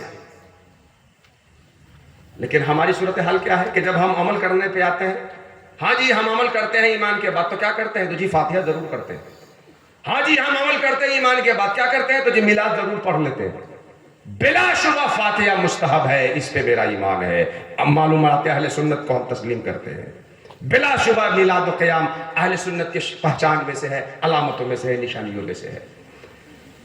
لیکن صاحب پہلے فرض کو تو آپ اپنی زندگی میں نبھائیے، پہلے جو بیسک چیز ہے وہ تو آپ اپنی زندگی میں لائیے، کیونکہ سنت کا کام ہے فرض کو مکمل کرنا، اور مستحب اور نفل کا کام ہے سنت کو مکمل کرنا۔ تو فرض اور نفل سے سنت اور سنت سے فرض مکمل ہوتا ہے، جب فرض ہی چھوڑ دیں گے تو کیا مکمل کریں گے؟ یہاں سے لے کے یہاں تک 1 مرتبہ دھونا وضو میں فرض ہے، 3 مرتبہ دھونا اس فرض کو مکمل کرتا ہے، یہ سنت کا کام ہے۔ کوئی اتنا 3 مرتبہ نہیں 4 مرتبہ دھوئے مگر کوئی حصہ خالی رہ جائے دھلنے سے، تو اس کا وضو ہوگا؟ فرض تھوڑا سا بھی باقی رہتا ہے تو سنت کی معنویت ختم ہو جائے گی۔ سنت کا کمال تب ہوگا جب فرض ادا کر دے، فرض سے سنت کی تکمیل ہوتی ہے، جیسے کہ دیوار کی تکمیل پلاسٹر سے اور پلاسٹر کی تکمیل پینٹ سے ہوتی ہے، ایسے ہی پہلے فرض ہونا چاہیے، پھر سنت کے طریقے پہ اس کی تکمیل ہوگی، نوافل سے اس میں اور مزید خوبی پیدا کی جائے گی۔ لیکن ہماری صورتحال کیا؟ بزرگ کا عرس ہو کسی علاقے میں اور گھر میں فاتحہ نہ کریں تو سب ٹوک دے گا، ارے لگ رہا ہے کہ تم بھی بدل رہے ہو کیا؟ اور نماز بیٹا نہیں پڑھ رہا ہے، بہو نہیں پڑھ رہی ہے، ساس نہیں پڑھ رہی ہے، سسر نہیں پڑھ رہے، گھر کا کوئی فرد نہیں پڑھ رہا، تب بھی کوئی بات نہیں ہے۔ خواجہ صاحب کا ڈیگ نہ کریے تو لوگ سوال کرنے لگیں گے، اور زکات نکالنے والا زکات نہیں نکال رہا جس پہ زکات فرض ہے تو کوئی بات نہیں۔ خواجہ صاحب کا ڈیگ بھی کریں گے، غوث پاک کی 11ویں بھی کریں گے، پیر مجید کی بارگاہ میں عقیدتوں کا خراج بھی پیش کریں گے، لیکن اللہ نے جو فرض قرار دیا ہے پہلے اسے انجام دیں گے، پھر مشائخ کی بارگاہ میں خراج عقیدت پیش کریں گے۔ بے شک عمل کے بعد میں بنیادی چیزیں جو ہے اس سے آپ کو شروع کرنا ہے۔ اب آئیے بنیاد کیا ہے؟ بخاری اور مسلم کی متفق علیہ حدیث ہے، بنی الاسلام علی خمس، 5 چیزوں پہ اسلام کی بنیاد۔ یہ حدیث آپ نے خوب سنی ہوگی، لیکن عمل کے باب میں سمیٹتے ہوئے آپ کے سامنے لاتا ہوں۔ 5 چیزوں پہ اسلام کی بنیاد ہے۔ شہادت اللہ الہ الا اللہ، اللہ ایک ہے، اس کے علاوہ کوئی معبود نہیں، محمد صلی اللہ علیہ وسلم اللہ کے رسول ہے، دل سے تصدیق کرتے ہوئے زبان سے اقرار کرنا، گواہی دینا، پہلی چیز۔ اقامت الصلاۃ، نماز قائم کرنا، ایتاء الزکات، زکات دینا، صوم و رمضان، رمضان کا روزہ رکھنا، حج البیت من استطاع الیہ سبیلا، خانہ کعبہ کا حج کرنا، جو کر سکتا ہو مال بدن سے استطاعت رکھتا ہو اس کے لیے۔ یہ 5 بیسک چیزیں ہیں جس پہ اسلام کی بنیاد ہے۔ اسلام کو اگر آپ ایک عمارت مان لیجئے تو یہ 5 پلر ہیں جس پہ اسلامی عمارت کا قیام ہوا ہے۔ کلمہ شہادت کا اقرار، نماز، زکات، روزہ، حج۔ میرے مسلمان بھائیوں، بس اپنی گفتگو سمیٹ رہا ہوں، آپ ذرا اس حساب کو دل کی اتھاہ گہرائی سے سمجھیے کہ اسلام جن اعمال کو آپ سے حتمی طور پہ مانگتا ہے، واجبی طور پہ فرض کر کے مانگتا ہے، یہ 5 ہیں۔ ان میں سے 2 زندگی میں ایک بار کرنا، 5 میں سے 2 زندگی میں ایک بار۔ کلمہ شہادت ایک بار کوئی پڑھ لے تو جب تک کفر کا ارتکاب نہیں کرے گا، یہ اقرار اس کے لیے کافی رہے گا ایمان کے لیے۔ حج زندگی میں ایک بار کرنا ہے، جو استطاعت رکھے گا اس کے لیے، جو استطاعت نہیں رکھتا اس کے لیے وہ بھی نہیں۔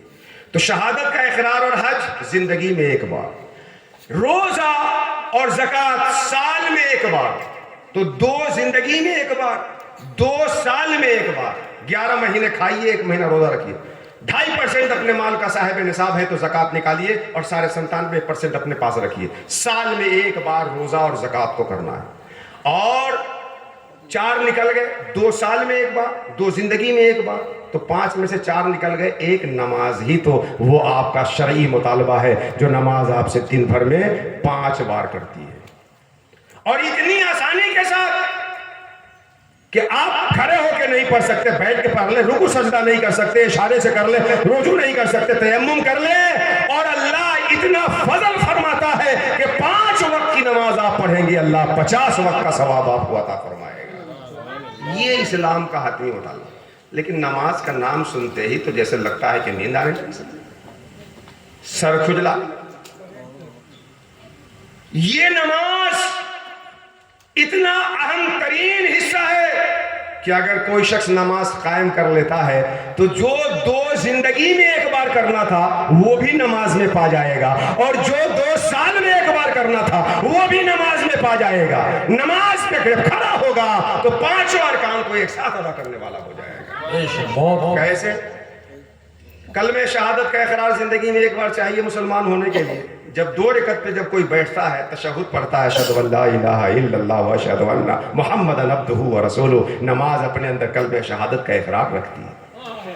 حج زندگی میں ایک مرتبہ کوئی جائے اس کا حج کر لے، یہ فرض ہے، صاحب استطاعت ہے تو، لیکن نماز حج کو اپنے اندر کیسے سمیٹے ہوئے ہے؟ جہاں سے کوئی مسلمان جب نماز کے لیے کھڑا ہوتا ہے، اڑیسہ ہو، بنگال ہو، بہار ہو، یو پی ہو، انڈیا ہو، دیگر ممالک ہو، جہاں سے مسلمان 2 رکعت کے لیے کھڑا ہوتا ہے، کعبہ نہیں پہنچ پاتا تو کعبہ کی طرف رخ کر کے حج کا فلسفہ اپنے دامن میں سمیٹتا ہوا نظر آتا ہے۔ انی وجہت متوجہن الی جہت الکعبۃ شریفۃ، اللہ اکبر، کعبہ شریفہ کی جانب متوجہ ہو کر کے حج کے فلسفے کو اپنے دامن میں نمازی سمیٹتا ہوا نظر آتا ہے۔ اور وہ 2 چیزیں جو سال میں کرنی تھی نماز اپنے اندر کیسے رکھے ہوئے ہیں؟ روزہ سال میں 1 مہینے کا رکھنا ہے، لیکن آپ روزے میں کھائیں گے نہیں، پیئیں گے نہیں، بیوی سے مجامعت نہیں کریں گے، 3 چیز نہیں کریں گے۔ باقی روزے میں کاروبار کر سکتے ہیں کہ نہیں؟ روزے میں خرید سکتے ہیں، بیچ سکتے ہیں کہ نہیں؟ روزے میں زید عمر بکر سے خرید لے سکتے ہیں، بات کر سکتے ہیں کہ نہیں؟ روزے میں ایک جگہ سے دوسری جگہ جا سکتے ہیں کہ نہیں؟ کٹک سے بھدرک، بھدرک سے کٹک، کٹک سے اڑیسہ، سب جگہ ایک دوسرے مقامات پہ کر سکتے ہیں نا روزہ رہ کر کے۔ صرف کھانا نہیں ہے، پینا نہیں ہے، بیوی سے ملنا نہیں ہے، لیکن جب نماز میں نمازی اللہ کی بارگاہ میں کھڑا ہو جاتا ہے تو کھانا نہیں ہے، پینا نہیں ہے، بیوی سے ملنا نہیں ہے، وہ تو ہے ہی جو روزے میں تھا۔ یہاں خریدنا بیچنا بھی نہیں ہے، زید بکر سے بات بھی نہیں کرنا ہے، ادھر سے ادھر تاکنا بھی نہیں ہے، یہاں سے وہاں جانا بھی نہیں ہے۔ 2 رکعت کے لیے نمازی جب کھڑا ہوتا ہے تو سال بھر میں 1 مہینے کا روزہ اس نماز کے دامن میں سمیٹتا ہوا نظر آ جاتا ہے۔ اور زکوٰۃ جو سال میں 1 مرتبہ دینا تھا، نمازی جب 2 رکعت کے لیے نیت باندھتا ہے تو اپنی زندگی کی زکوٰۃ اللہ کی بارگاہ میں ادا فرماتا ہے، اپنی زندگی اور اپنے وجود کی زکوٰۃ اللہ کی بارگاہ میں دیتا ہے۔ تو یہ نماز، حج بھی، زکوٰۃ بھی، روزہ بھی، کلمہ شہادت بھی، سب کے فلسفے کو اپنے اندر سمیٹے ہیں۔ تبھی تو اللہ تعالیٰ کو جب روزہ دینا ہوا تو جبریل لے کے آتے ہیں، حج دینا ہوا جبریل لے کر کے آتے ہیں، زکوٰۃ دینا ہوا جبریل لے کے آتے ہیں، نماز دینا ہوا تو جبریل لے کے نہیں آتے ہیں، مصطفیٰ مہمان بنا کے بلائے جاتے ہیں، تحفے میں دیا جاتا ہے۔ تبھی تو پیارے آقا فرماتے ہیں الصلاۃ عماد الدین، نماز دین کا ستون ہے، من اقامہا فقد اقام الدین، جو نماز قائم کرتا ہے دین قائم کرتا ہے، ومن ترکہا فقد ہدم الدین، نماز کو چھوڑنے والا دین کو توڑ دیتا ہے۔ عمل کے باب میں یہ ہے جو آپ کو کرنا ہے، اس کے ساتھ اب اس کے بعد نفل پہ آئیے، مستحب پہ آئیے، سنتوں پہ آئیے، سب پہ آئیے۔ عمل کے باب میں اب آخری پوائنٹ، اخلاق و آداب۔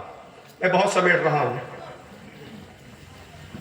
اخلاق و آداب تو آج ہمارے بیچ ایسے ہو گیا ہے جیسے ہتھیلی پہ روئی کو، دوبی کو جمانا، دن میں ستارے دیکھنا، اور حد تو یہ ہو گئی کہ اخلاق کو لوگوں نے دوسروں کی علامت بنا دی، توحید پہ گفتگو دوسرے کا حصہ بتا دی۔ صاحب توحید اور اخلاق تو دین کی بنیادی اور عناصر چیزوں سے تھے، یہ آپ نے دوسرے کا حصہ بنا دیا۔ اخلاقیات، اللہ کے رسول فرماتے ہیں میں آیا ہی اس لیے ہوں، بوئستو انما بوئستو لیان اتمم مکارم الاخلاق، میں اس لیے بھیجا گیا ہوں تاکہ مکارم اخلاق کو مکمل کر دوں۔ وَإِنَّكَ لَعَلَىٰ خُلُقٍ عَظِيمٍ، مصطفیٰ آپ عظیم اخلاق پہ فائز ہیں۔ اور آج ہمارے یہاں ہماری تقریر کے بعد حضرت کی تقریر ہو جائے اور اس میں نعرہ زیادہ لگا دیجیے آپ، اب ہم میں اور حضرت میں ہو گئی صاحب، ایک شاعر کے بعد دوسرا شاعر بڑھیا پڑھ دے اور اس کے چھوٹ زیادہ مل جائے، اب ان میں ہو گئے صاحب۔ ارے واہ بھائی، اخلاق و آداب کا تو جنازہ ہم نے نکال دیا۔ بخاری شریف کی ایک روایت سنیں، اللہ کے رسول تھے، ایک آنے والا شخص آیا اور نبی کریم کی بارگاہ میں حاضری کی اجازت چاہا۔ سرکار نے فرمایا بیسا ابن العشیرہ، وہ بڑا برا شخص ہے۔ پھر سرکار نے فرمایا آنے دو۔ جب وہ آیا تو سرکار نے مسکرا کے اس سے بات کی، خندہ پیشانی سے بات کی، چلا گیا وہ اپنی بات کر کے۔ ام المومنین حضرت عائشہ کہتی ہیں سرکار آپ نے تو اس کے بارے میں کہا تھا کہ قبیلے کا بڑا برا شخص ہے اور بڑا مسکرا کے اس سے بات کرتے رہے. سرکار نے فرمایا اے عائشہ تم مجھ کو فحش بولنے والا کب پائی ہو, اور اللہ کے نزدیک قیامت میں سب سے بدتر انسان وہ ہوگا جس کی زبان کے ڈر سے لوگ اس سے ملنا پسند نہیں کرتے. آج فحش بولنا ہم نے دینداری بنا لیا اور اس ممبر رسول پہ بیٹھ کر کے گالی گلوچ بکنے کو فخر سمجھتا ہے.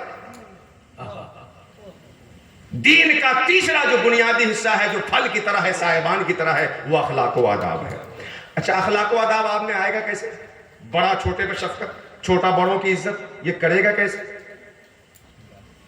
سب سے آخری اور شارٹ پوائنٹ آپ کے سامنے رکھتا ہوں کہ ہر آدمی سامنے والے کو اپنے سے بہتر سمجھنے لگے تو وہیں سے اخلاق کی کھیتی لہلہانے لگے. ہر آدمی سامنے والے کو اپنے سے بہتر سمجھے. یہ فیضان پیر مجید کے بینر تلے ہم بیٹھے ہیں. خانقاہوں میں جب کوئی بھی آتا ہے تو سب سے پہلا سبق اسے یہ سکھایا جاتا ہے کہ اپنا عیب دیکھو اور دوسرے کی خوبی پہ نظر رکھو.